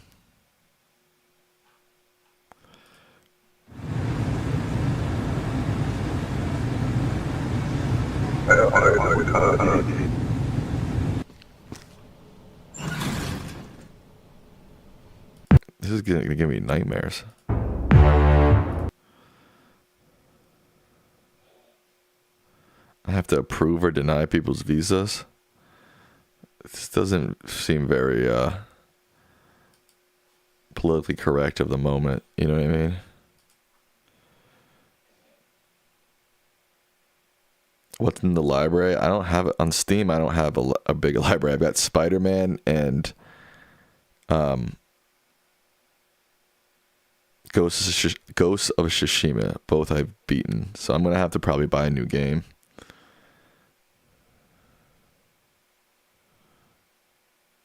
Blueprints is good for audience interaction. Let's try it. Blueprints.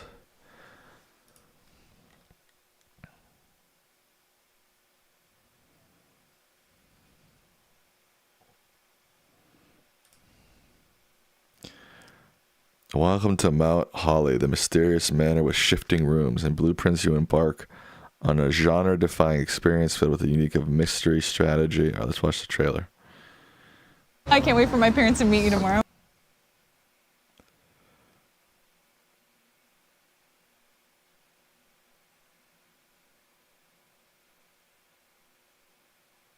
Mehdi says that Papers, Please is a masterpiece of a game. All right, I'll take your word for it.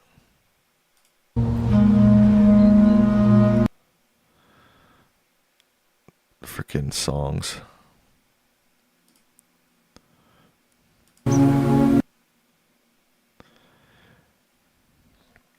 I'll have to watch this without music, without sound.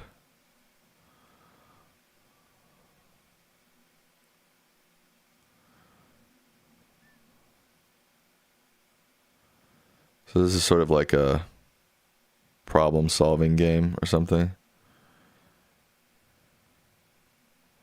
So many different suggestions. I don't know what to pick.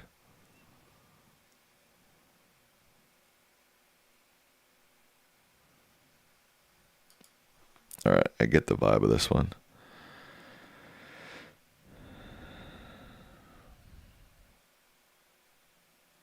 All right, we'll do... What should we play? Papers, Please, Blueprints, Geogesser, or Last of Us. All right, here's the poll, folks. Coming to you hot.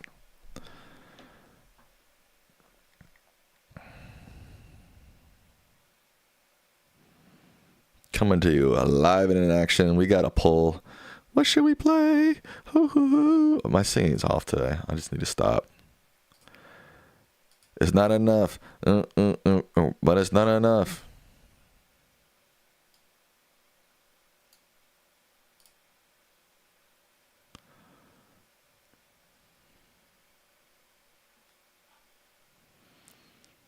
Wow, Geogesser is crushing right now.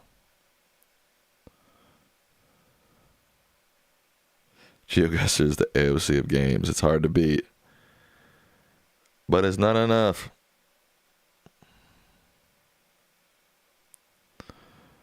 $16 votes in. We have 42 people watching. If you want to be part of this democracy, guys, if you want to be part of this community, I urge you to vote. No Cyberpunk. I feel like Cyberpunk is just a big bite to take right now. And it's the first time I've heard it suggested in the chat. So these are things that I've heard multiple times suggested. Not just today, but over, the course of a few weeks, etc.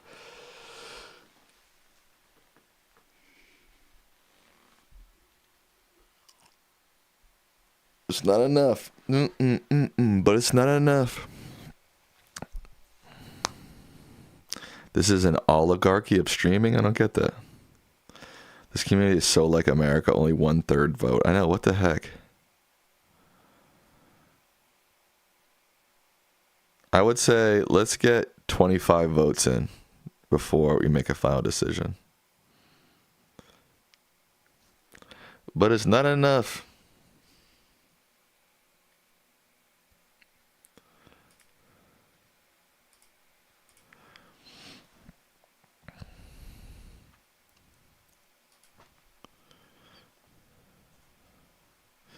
Get your votes in now, folks. This is what democracy looks like. This is what democracy looks like.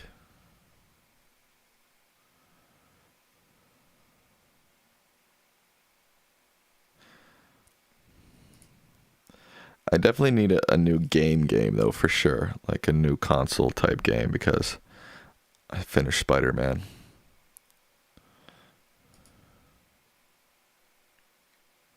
$23 votes. 2 more votes, folks. Vanlander says, what the SHIT is Geogesser? Well, I think you're about to find out, bro.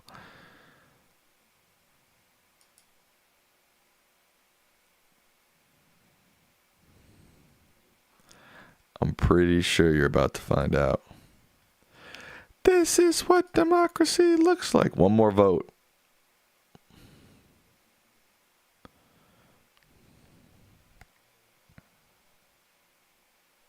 No, you're not allowed to look up stuff in Geogesser, guys. That's called cheating. All right, 25 votes in. Polls over. The winner is Geogesser with 63% of the vote. Huge win for Geogesser today, guys. Gotta give it up to such a strong candidate like Geogesser. Boom. If you didn't follow my last Geogesser saga, I did not make it to the Gold 1 League, unfortunately. Stolen election. Medi, your Papers, Please got second place, so that's in the running for sure for, you know, a future stream.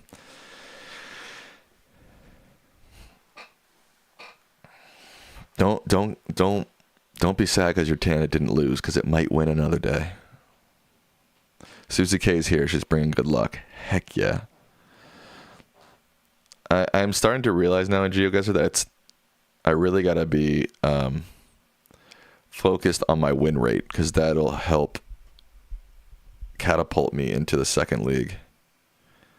But don't you think your opponents look stuff up? That's on their conscience, bro, not mine. Limited Light, don't leave. Come on. Tim, what's up? Problem with Geogesser or most cheating? That's on their conscience, guys. I'm a true, fair Geogesser player. That's where you get... And I do it live, so you can tell I'm not cheating.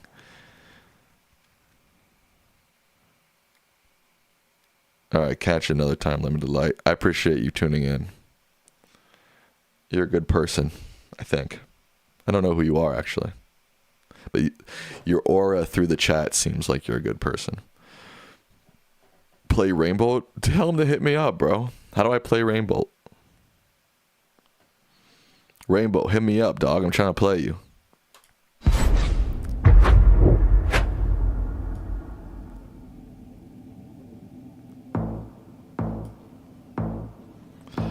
Alright, I'm not focused at all. Shit. Okay, looks like South Africa. Although I'm not sure. That guy doesn't look black. Where are we? This could be South America or Brazil, possibly. It's slightly giving me Brazil vibes.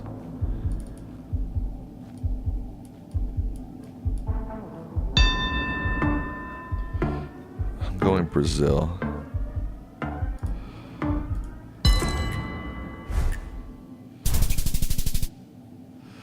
Damn. Damn.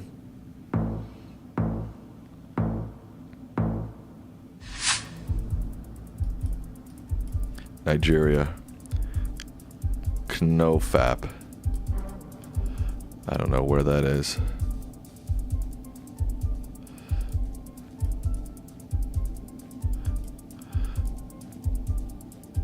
Knofap. Can I find this?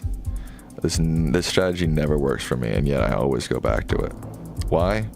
Because I feel like deep down it should work. Knofap.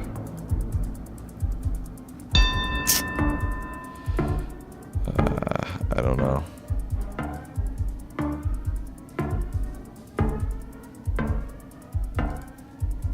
It looks pretty green, right? I'm gonna go further south, actually. Closer to Lagos. What? All the way out there? There it is, Knofap.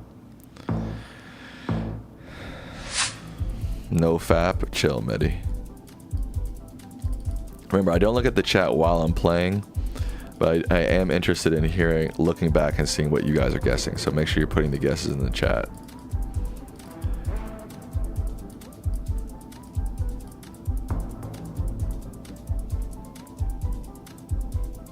I think we're in Germany.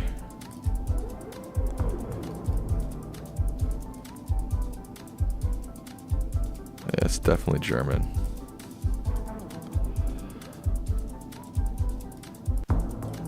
Platterberg.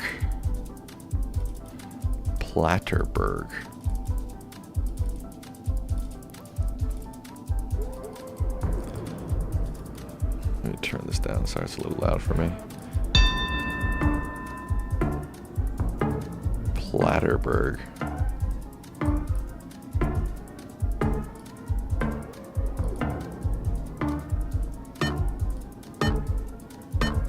No idea. Thank you. Thank you. I was closer.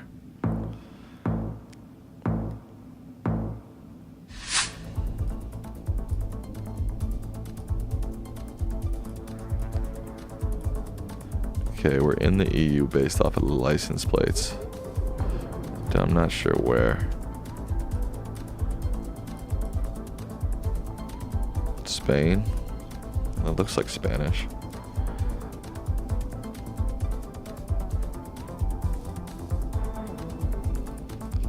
Association Deportivo La Felguera. I don't know. I don't know where in Spain. Please be closer. Damn it. That's a push round. That's a push round.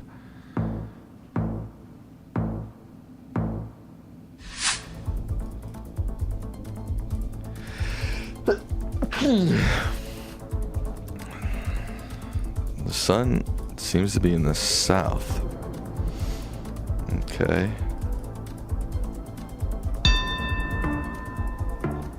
Those guys look black. Pretty lush and green. I'm gonna go somewhere in Ghana. But it's a guess. Oh, Kenya. Lost. 0-1.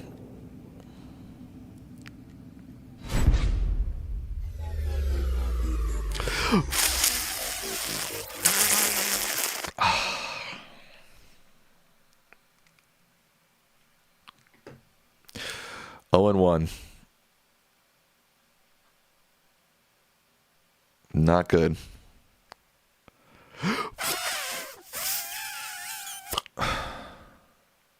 Thank you, Raul. Thank you, Susie, for the encouraging words. I think my chair is higher than usual. Oh, okay. Never mind.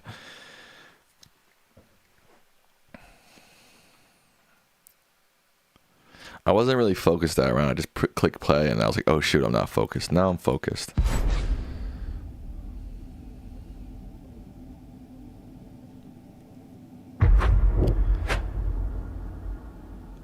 Lil Pow Pow. That's a funny name. Lil Pow Pow in the house. Japan.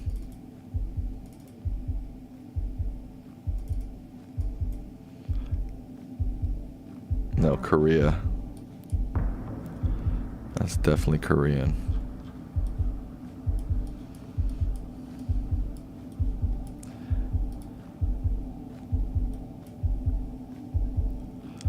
Police enforcement.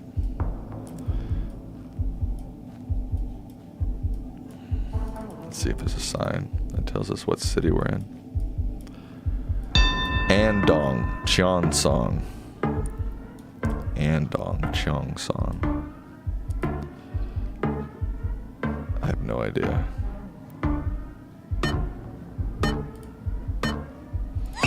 Total guess. I mean, I know it's Korea, I just don't know where. Damn it. There's Cheongsong.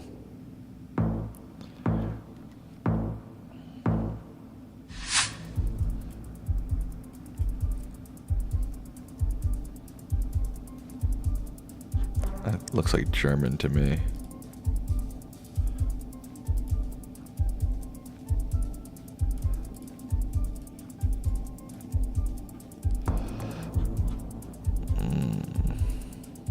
There's some vineyards. What does that mean? Was does das mean? Is that German? Was does das mean? This guy looks like he's... Oops, let me see. What did that say?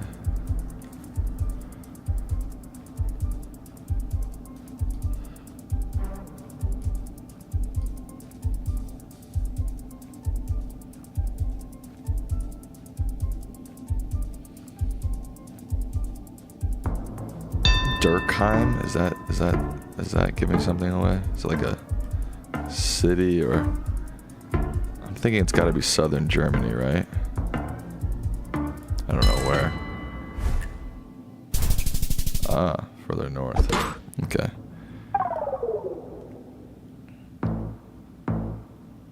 PMG thought. Sorry. Focus.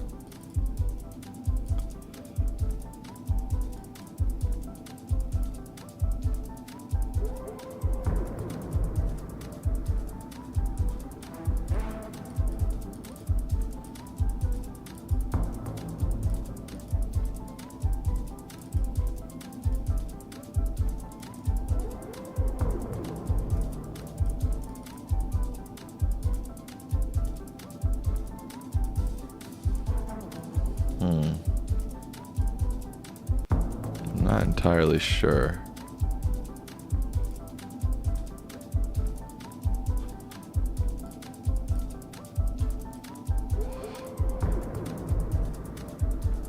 Switzerland.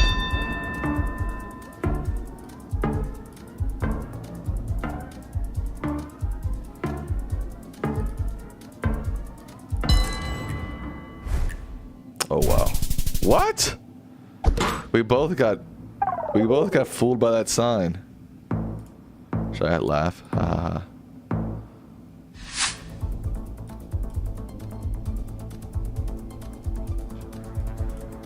I think in Australia.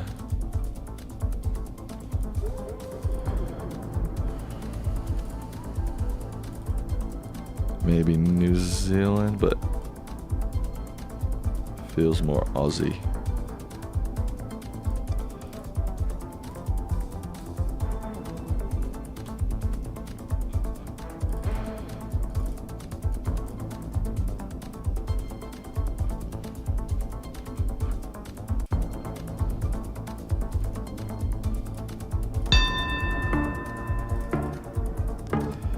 Is there any chance this is the US? No, the vegetation is. Where's the sun?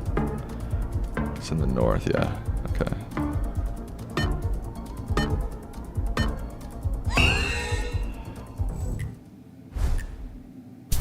Yes. Heck yeah.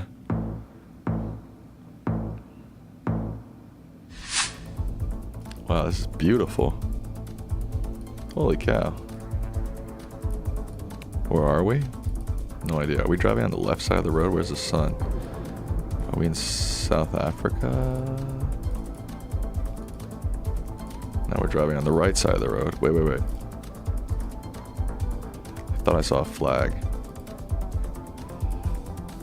Chile. Let's go for it.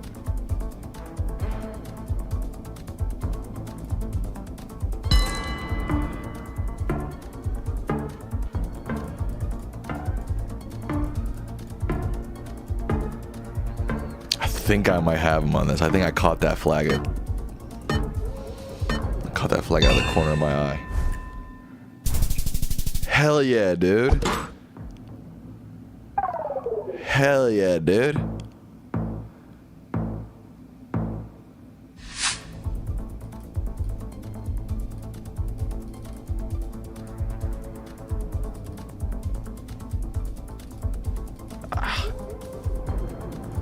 Can't go that way.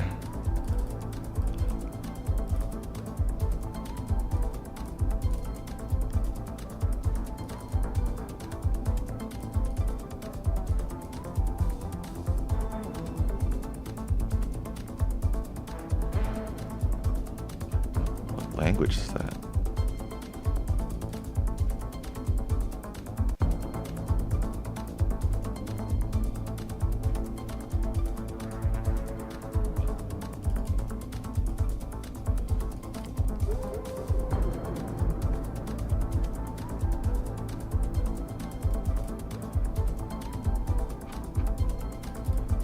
Don't know what language this is.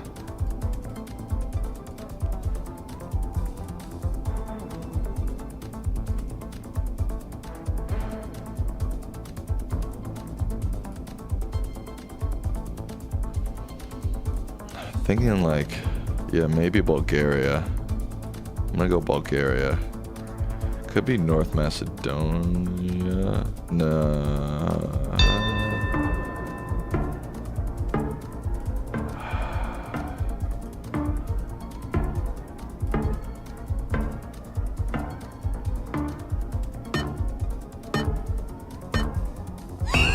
not sure. Oh shit. We both thought the exact same thing. Alright, same country.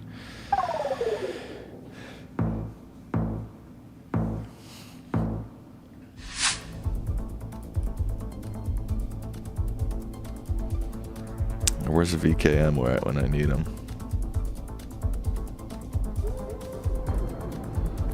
These South Asian scripts are just like, cannot tell the difference between Sri Lanka, Bangladesh, India.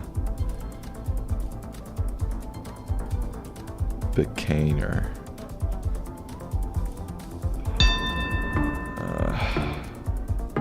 Rajasthan? That's in India, right?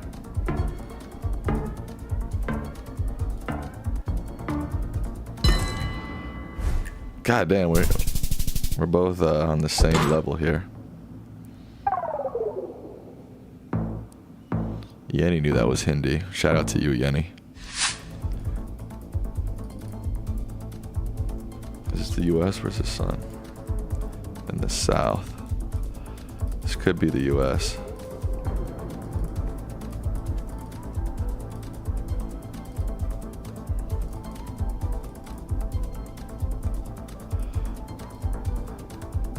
Yeah, we're definitely in the US.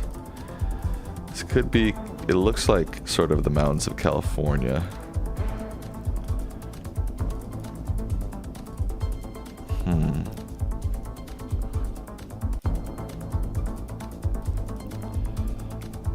Deal Connector Trailhead. Okay, that doesn't help much. This is definitely California, I feel like. Just based off of how the mountains look and the vegetation.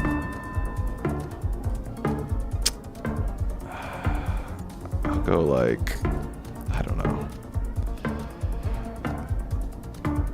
Outside of Los Angeles somewhere. What?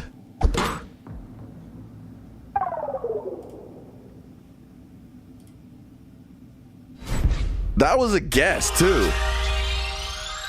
I mean, I know I lived in Los Angeles, so I do know sort of that did look like that area, but holy moly.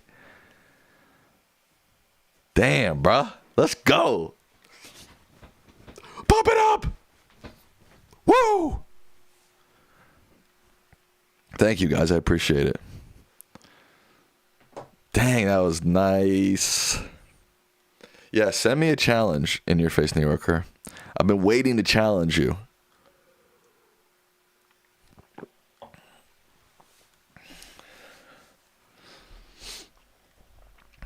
Wow, that was a cook.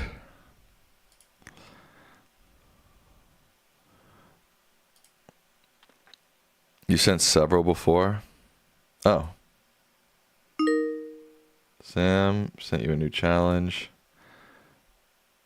Challenge you beat their score. Should I do this one now? Should I do this one or an old one? Okay, just sent one. All right, I'll do this one. We're doing US. You know I cook on the US, guys. Whoo, here comes the challenge. Did you already go on this one? Yeah, Gail, you can challenge me. How do I send a challenge? Ask in your face, New York. I'm actually not sure. Bet you don't know all the area codes I do? Ooh, okay.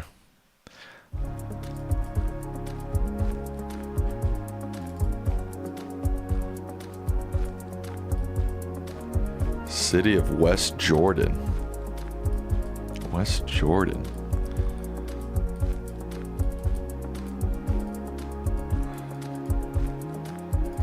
There's something on the West Jordan. I've never heard of that town before. West Jordan, Indiana. West Jordan, Ohio. They're really promoting this city of West Jordan, huh?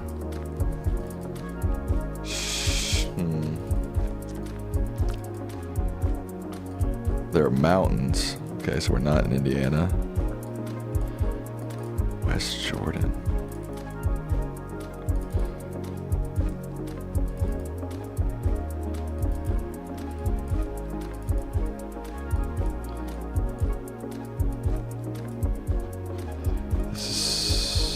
Sort of giving me like Utah vibes a little bit.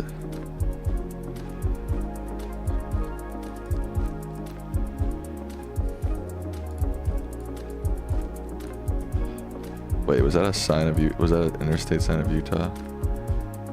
That's gotta be, yeah. Okay, West Jordan. Oops.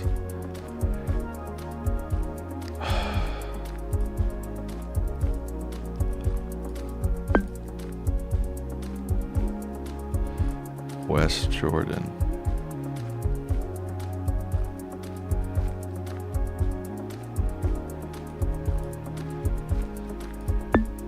Oh, I found it.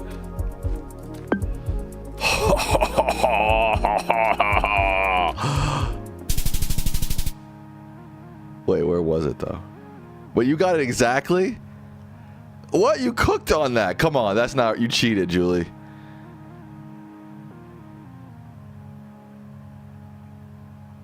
Oh my, I thought I cooked. You cooked. Holy moly.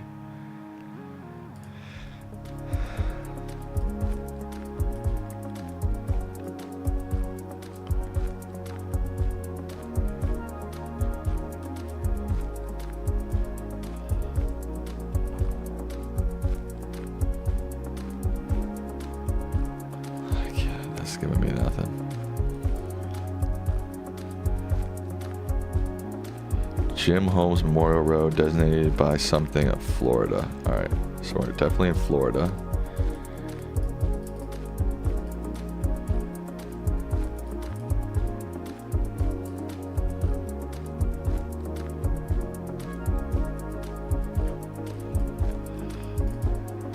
Where in Florida are we? That's the real question.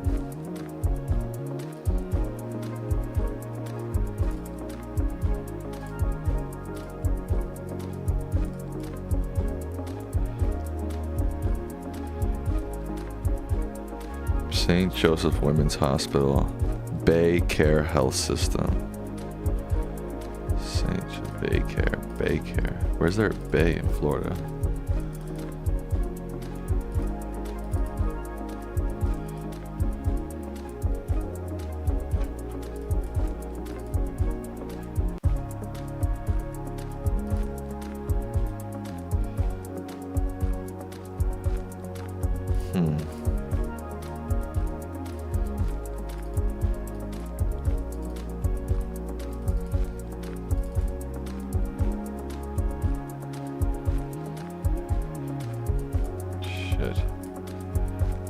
Baycare.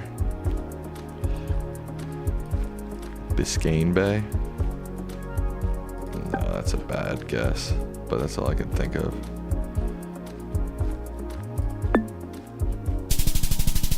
God dang it. Tampa Bay, duh. God dang it. Ah. What am I, an idiot? Tampa Bay, obviously.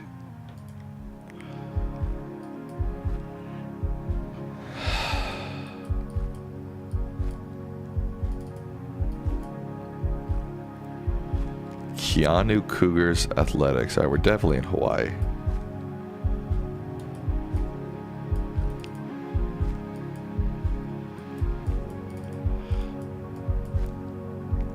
Hilo and Poa.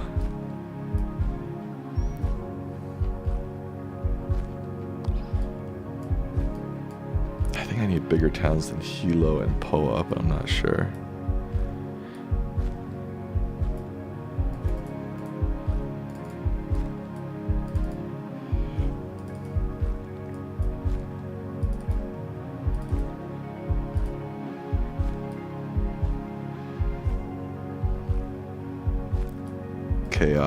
Maybe that's a better one to do.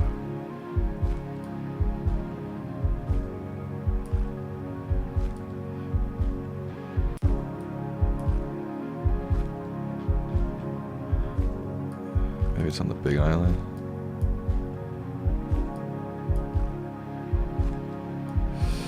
Shoot.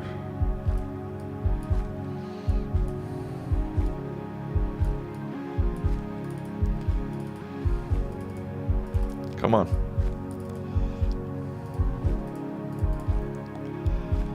Oh, come on, bruh. Kea'au.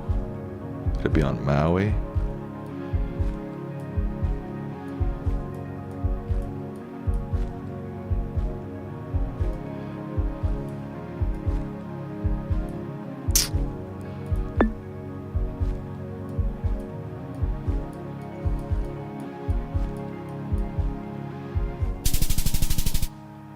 It was on the Big Island, damn it.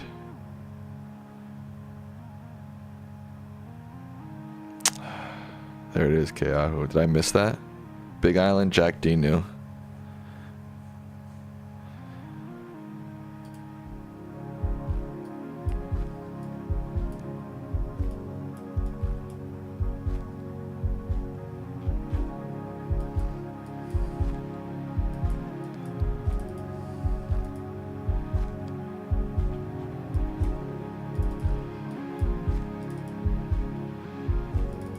Get me out of this suburbanness.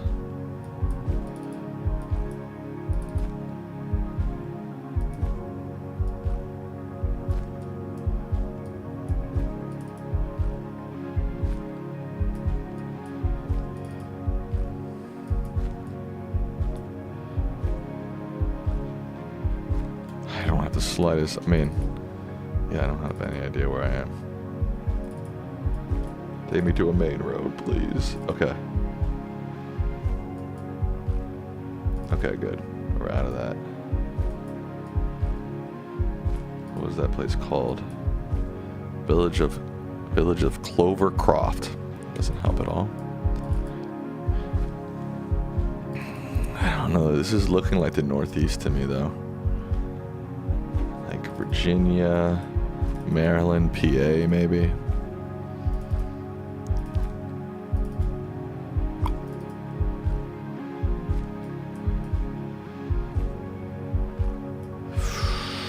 I gotta find something quick.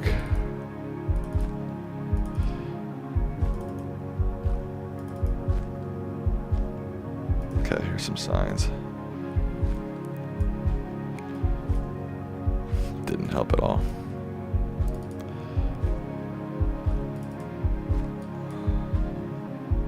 I don't know.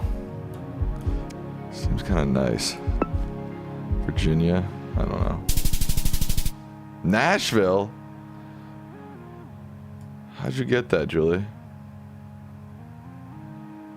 Damn, you're smoking me right now. I'm getting crushed. Nob Hill.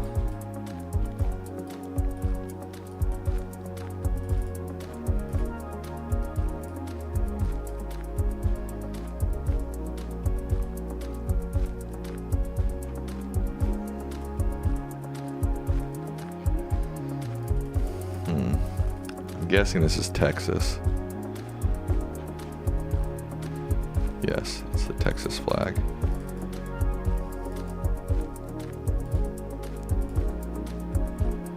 Guys, Julie's crushing me right now.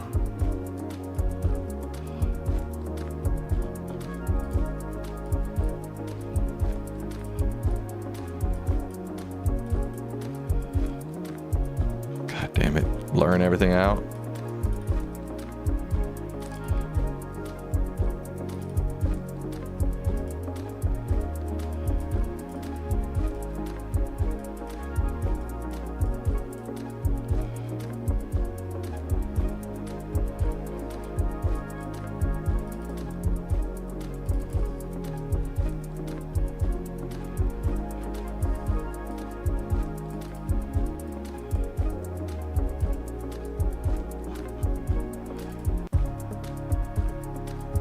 God damn it, I can't read it.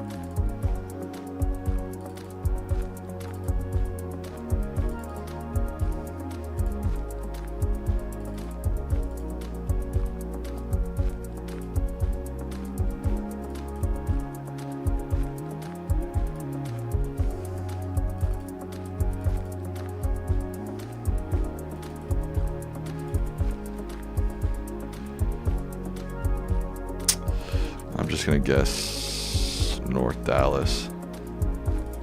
I don't know though. Okay.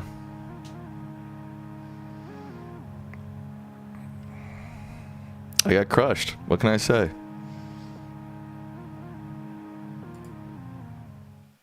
Julie's on her shit, man.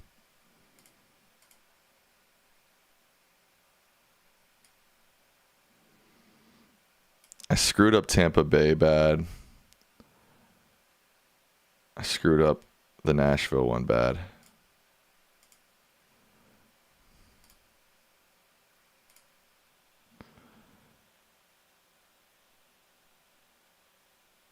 Previous challenges you sent? How do I see the challenges exactly? This one? No, I already just did that one.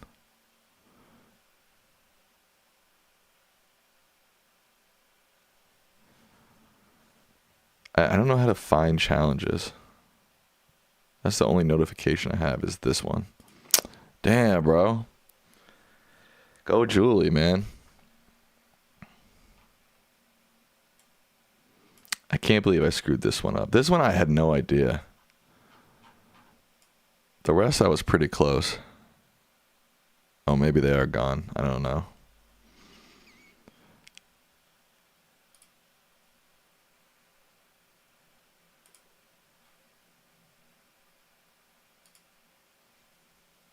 Yeah, I don't know.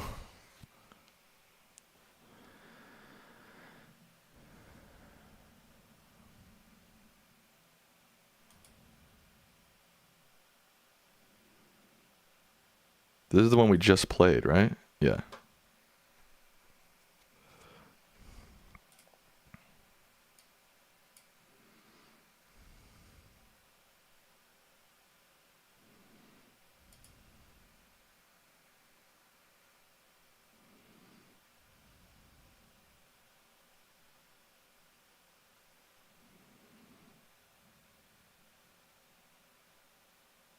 Dalia says that Nashville one had me thinking, oh, that's familiar. And then I realized it was where I lived for half my life. I really was thinking like Virginia-ish, but obviously I was wrong.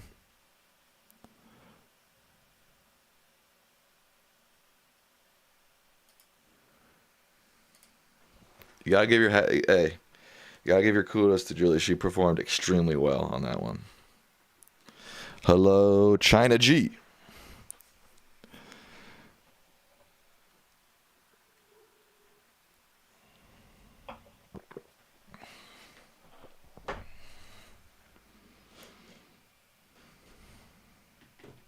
What are we doing? We join line. We're playing Geogesser right now.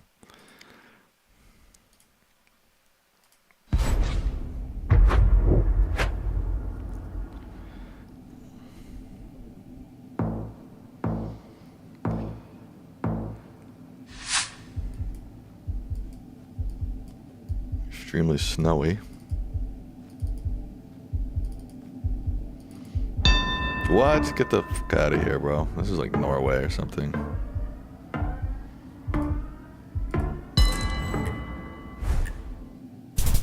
Whoa, that's far north.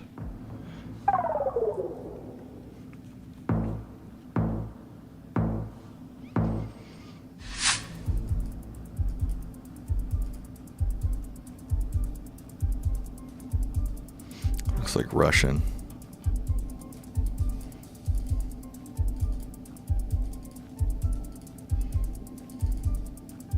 Ruska. Ruchensky. Could be Ukrainian too. I really have no idea. I have to remember things like between, like, I feel like I'm not improving at this game much.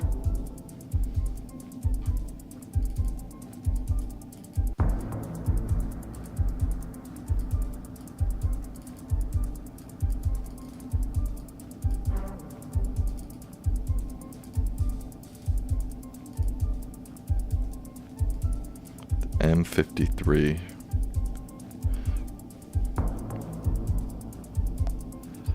They got a lot of P's. I don't see a lot of M's. Maybe that's more Russia. Yep. M53.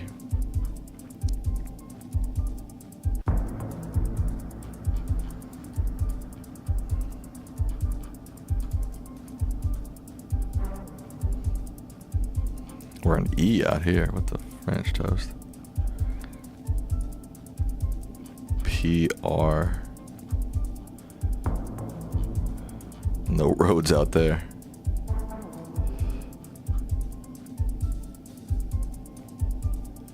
The P's. Seems like the M's are in the western part of the country, but I'm not sure. M11, M8.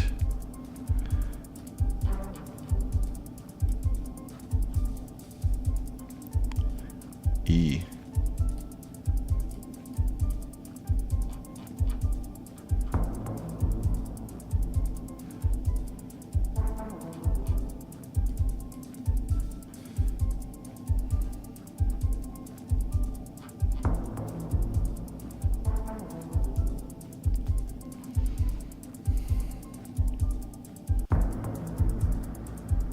I don't know. I'm just gonna guess.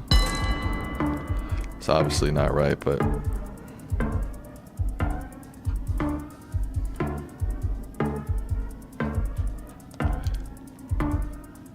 you're the Black Sea. Did I F up? You're fucking kidding me, dude.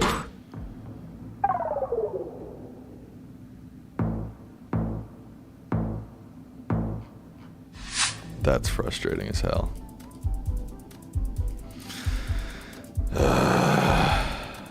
Sun's in the south. Wait, sun's in the...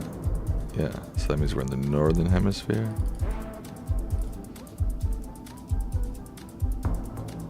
Okay, we're in Africa. That was frustrating.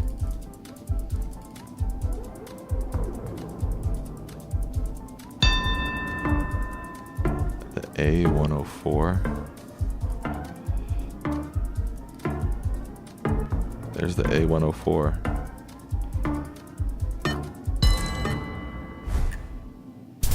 Wow, that was huge. I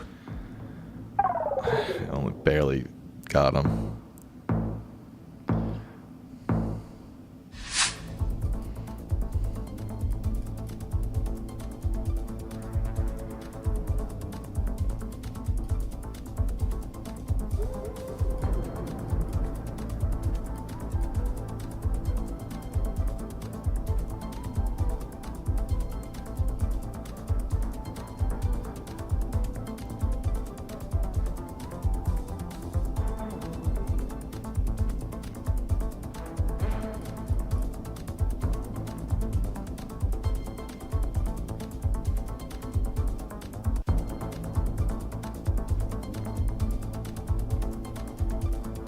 Changunola or Bosco del Toro.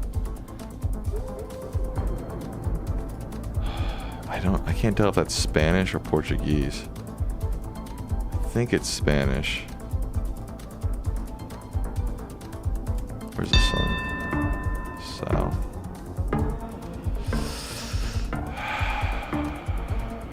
I have a memory of Colombia and that name Chango whatever.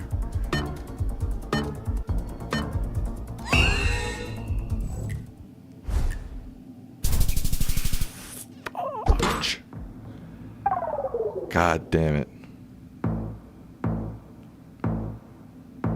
This guy's good.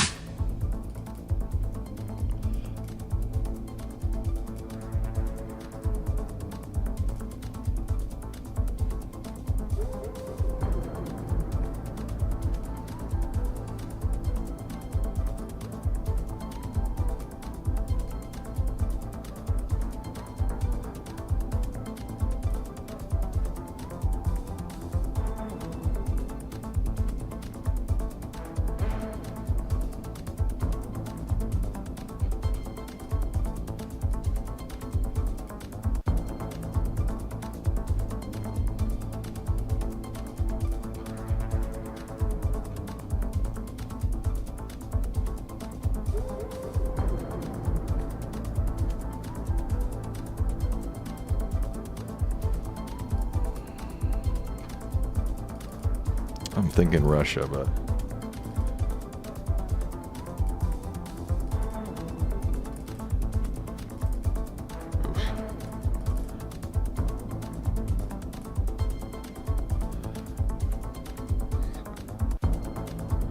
don't know. It's not entirely looking like Russian to me, but maybe I'm just totally tripping. I don't know. I feel like in Russia they don't have signs in English and wait, EU license plate.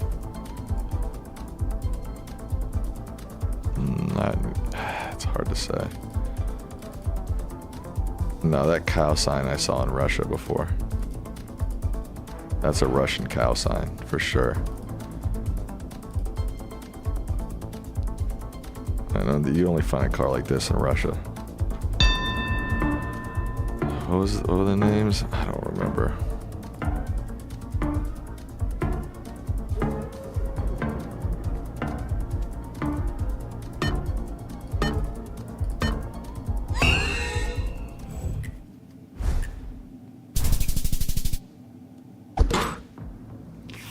FML, bro. I sucked at that. That was a terrible round.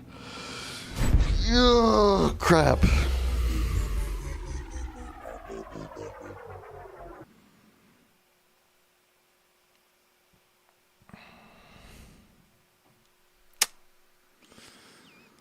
I'm 1-2. Not good.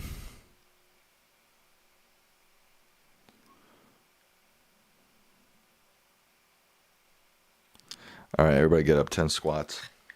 Clear your mind. A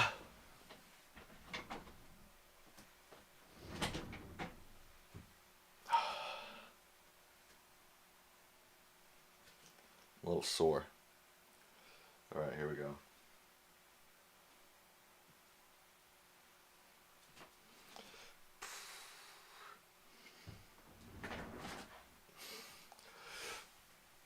One, two, three, 4, 5, 6, 7, 8, 9, 10.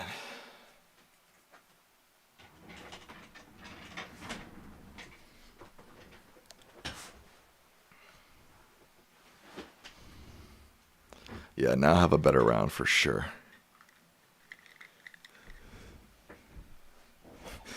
Reed, you're saying some wild stuff and asking some wild questions. I don't have the brain capacity for that right now. I'm focused on Geogesser, okay? Whew.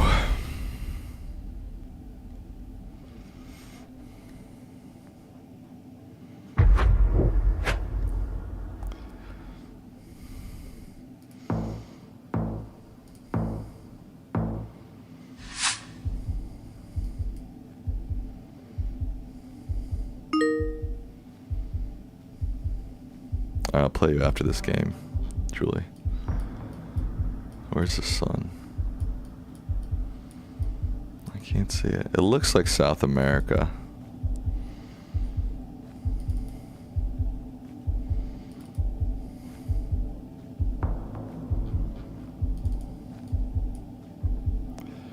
Bro, why are you blocking the text? Like, come on.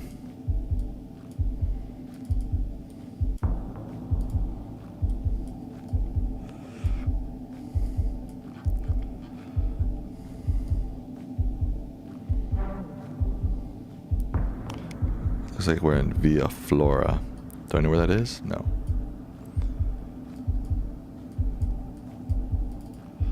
Why can't I get close to this taxi? That's really bothering me. Can't read it. Cool.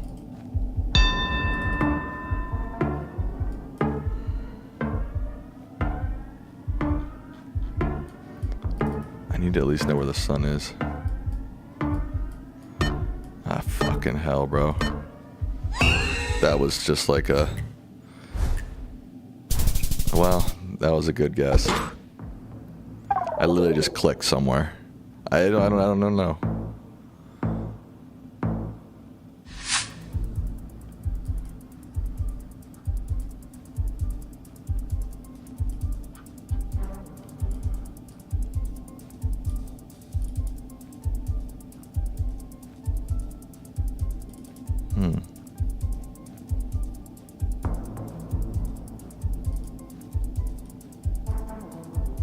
What are these flags? Are they anything?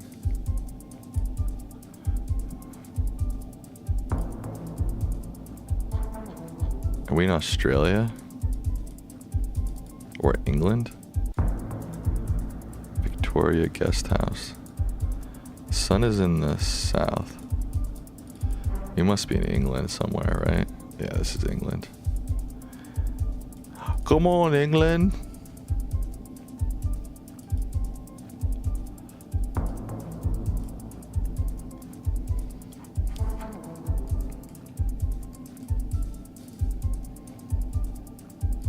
At least I think this is England.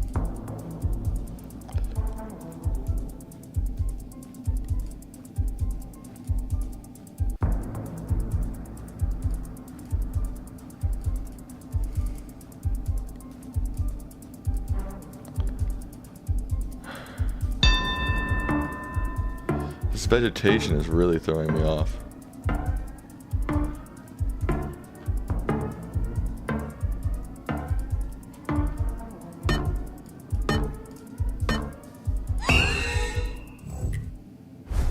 Wow. Okay, I should have gone with. I was there. I had my cursor there at first. Damn it. Come on, England.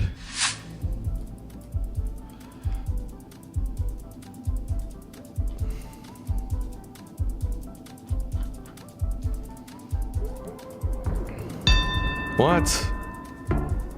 I don't know.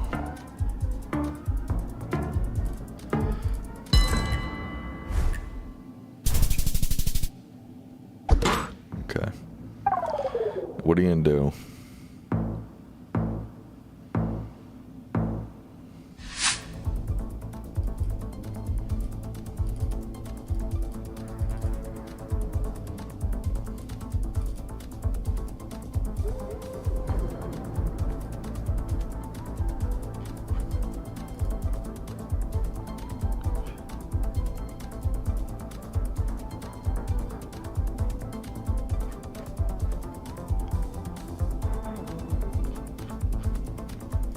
Alright, we're somewhere in Southeast Asia, I believe.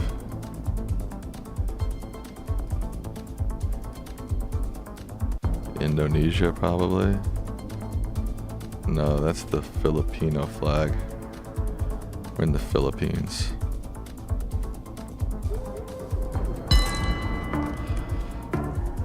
Hopefully I beat him to that realization. Hopefully he guesses Indonesia. Why do I doubt it?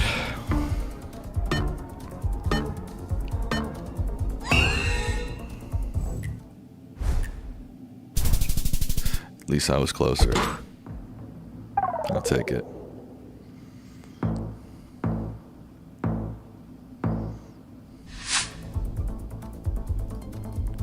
Skopje.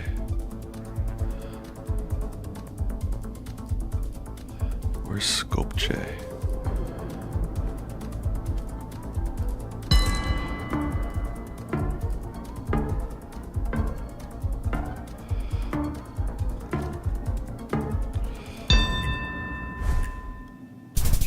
What?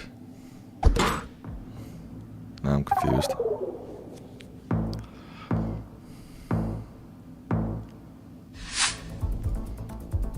Sick. Oh my goodness gracious.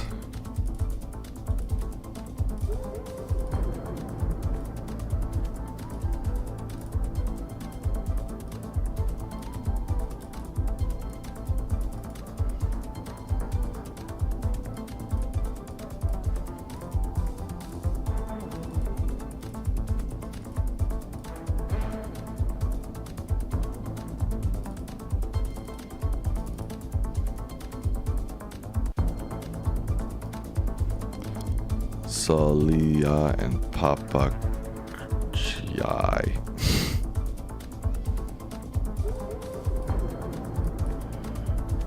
Who puts the C's, the accent over their C's like that?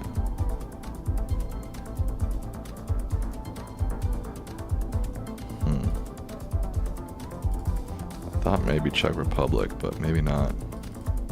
Bum. What in tarnation?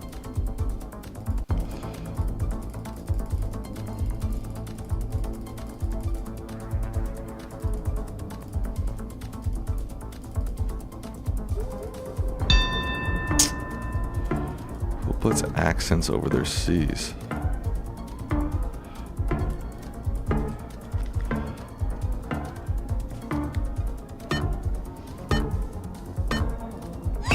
I just guessed Hungary. I have no idea. Lithuania. Hey, I was closer. Ha ha ha.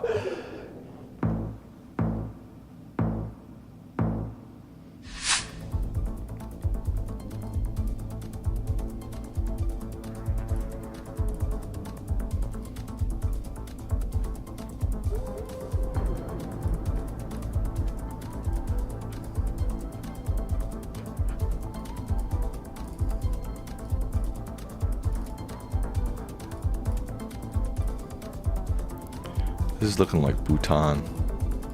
I'm going for it.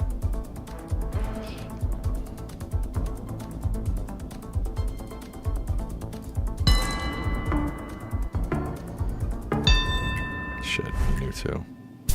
Ha, I was closer. Ha!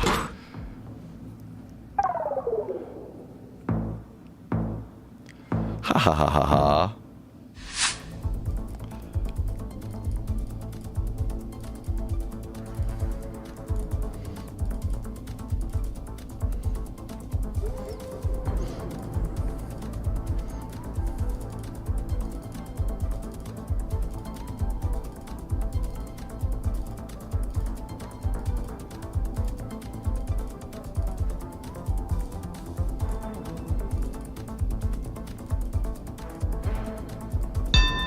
Damn it, what does that say?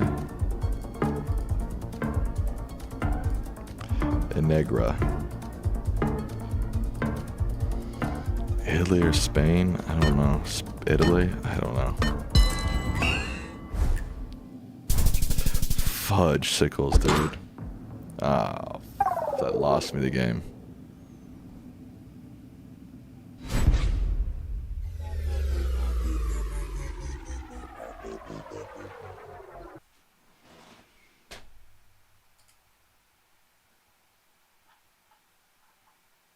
I've only won one time today. I got you, Julie. I'm going to do you in a second. I'm going to do your challenge in a second. I'm just frustrated with myself. I can't believe I lost that. I had no idea where we are. I wasn't even thinking Poland. I had no clue. Did anybody know it was Poland?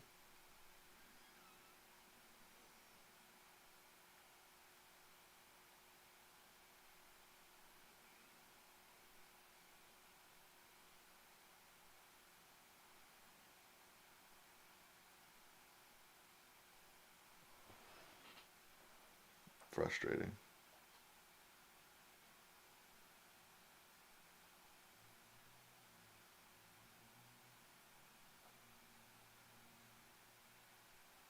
You did after you Googled the company name, yeah.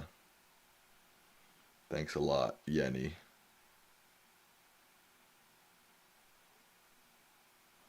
I'm on late today. Yeah, I came on a little late today.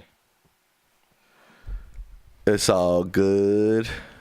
All right, where's this challenge from Julie? All right. Focus, focus, focus. Focus, focus, focus. Is this US?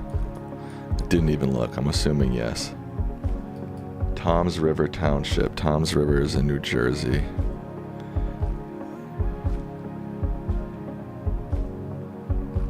Near Sea Isle. Toms River. I know somebody from here. Toms River.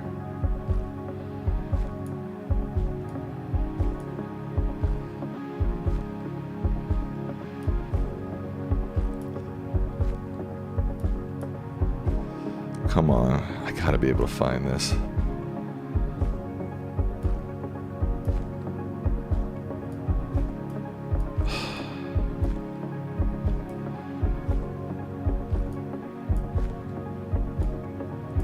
Come on, I know somebody from Toms River. I thought it was southern Jersey.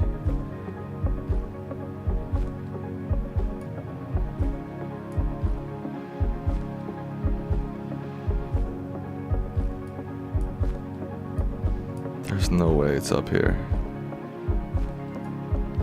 Oh, there it is, Tom's River. Okay. Okay, where are we in Tom's River? We're at the corner of what? No street names. Seaman Court and Warren Point Road. Seaman Court, Warren Point Road.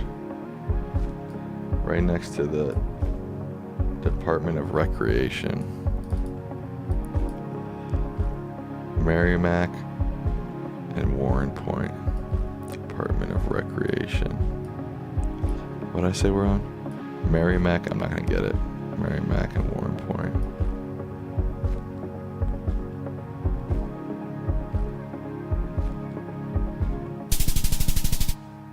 Smoked you on that one, Julie.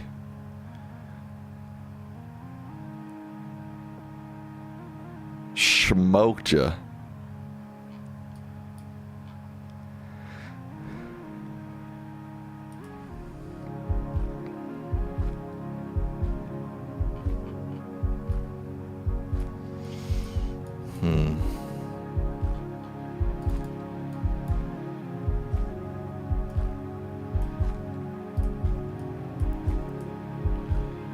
It definitely says the city name on it.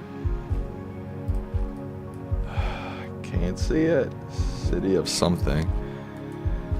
It's looking like California. Fudge shiggles. No, I want to go that way. Orange County somewhere. Why can't I read that? Fudge. This is a dead-end street, bro. Come on.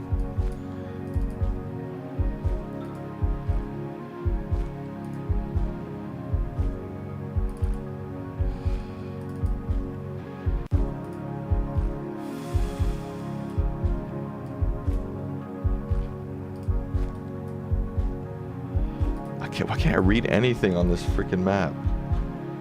I mean, this has got to be California.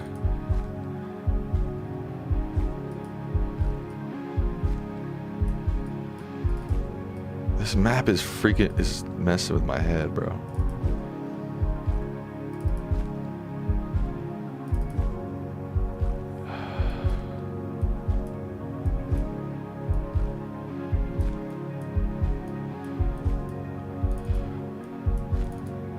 I'm guessing it's like Chino Hills area, but it's a guess. Where's Chino Hills? Corona. Yeah, that's a good guess. Yo!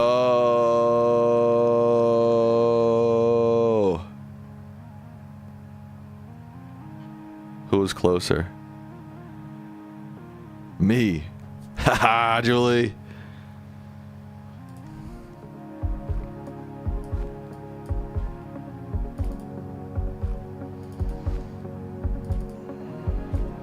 Get me out of this. Get me out. It was looking like Florida though, right?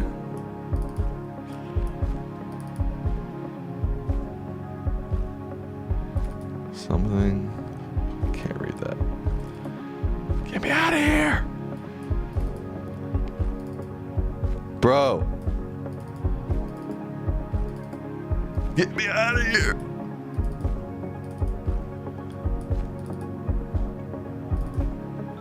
Why is there no exit?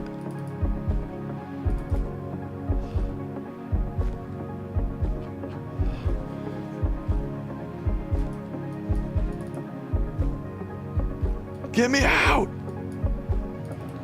Yo, I'm gonna spend all my time trying to get out of this parking lot. Wait, this is a water tower. Welcome to Spanish Fort. Where's Spanish Fort?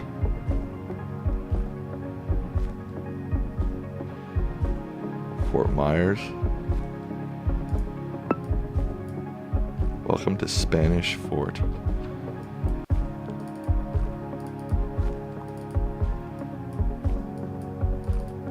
Why are there no exits?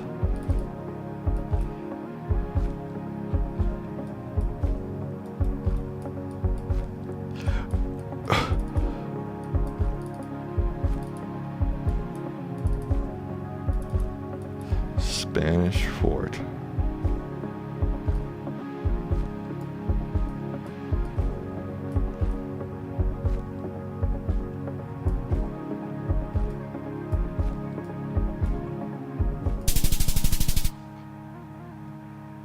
What?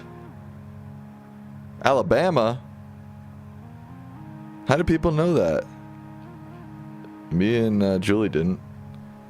Damn, that sucked. I couldn't get out of that thing. That was horrific.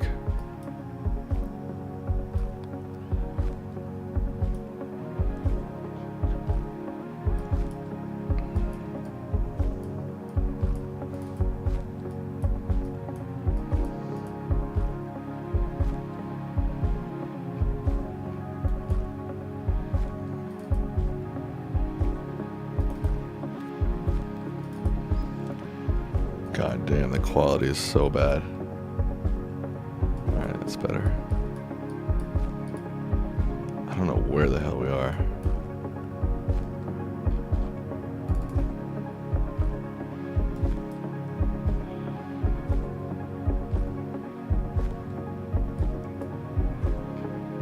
The congressman's office in there. Jeez Louise. This quality is horrific. Can't even see that.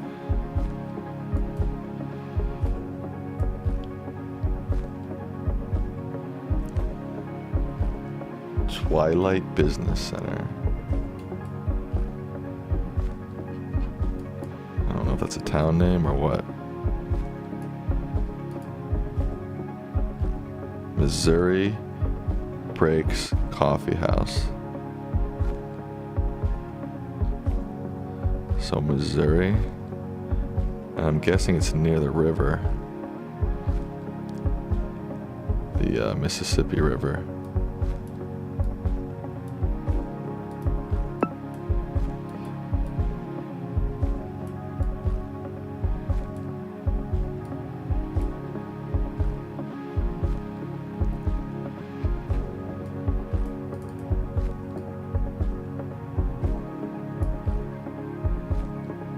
Montana.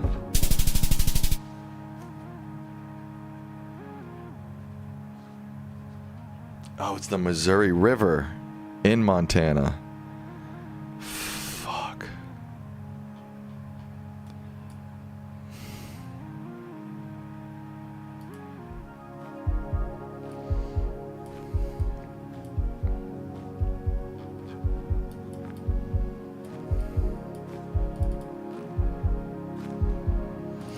I'm angry at myself.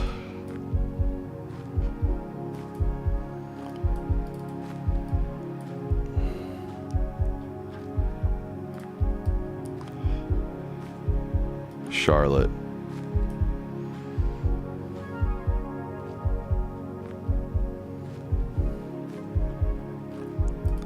Now, where in Charlotte are we?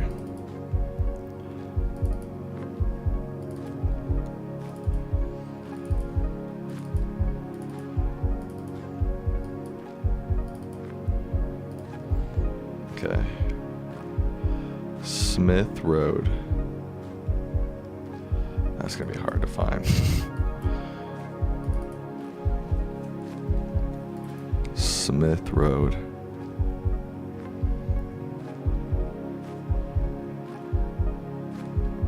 I need a little bit more than that. Like at least another big crossroad.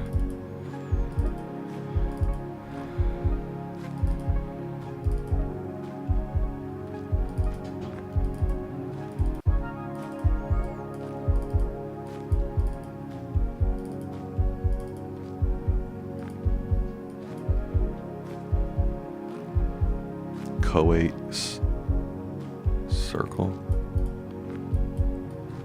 I mean, I just don't have any idea where this is.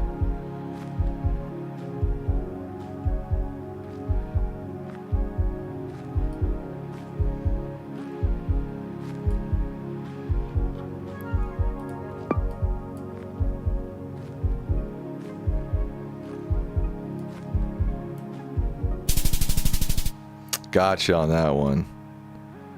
I got you on that one, Julie. Who won? Damn, you eked it out, Julie. Ah, if I didn't screw up that Montana, I had it. Fuck. Ah, that Montana killed me, dude.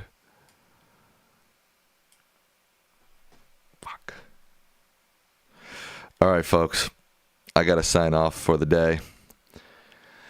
I appreciate each and every one of you, honestly. I really do. Tough loss. I know I did terrible today. I don't think my mind was in... I'm not going to make excuses. I did bad. You beat me by... Julie, you beat me by... you had 17,881. I had 17,235. So it was close. I screwed up that Missouri thing. Ah! All right, folks. Thank you so much. Goodbye.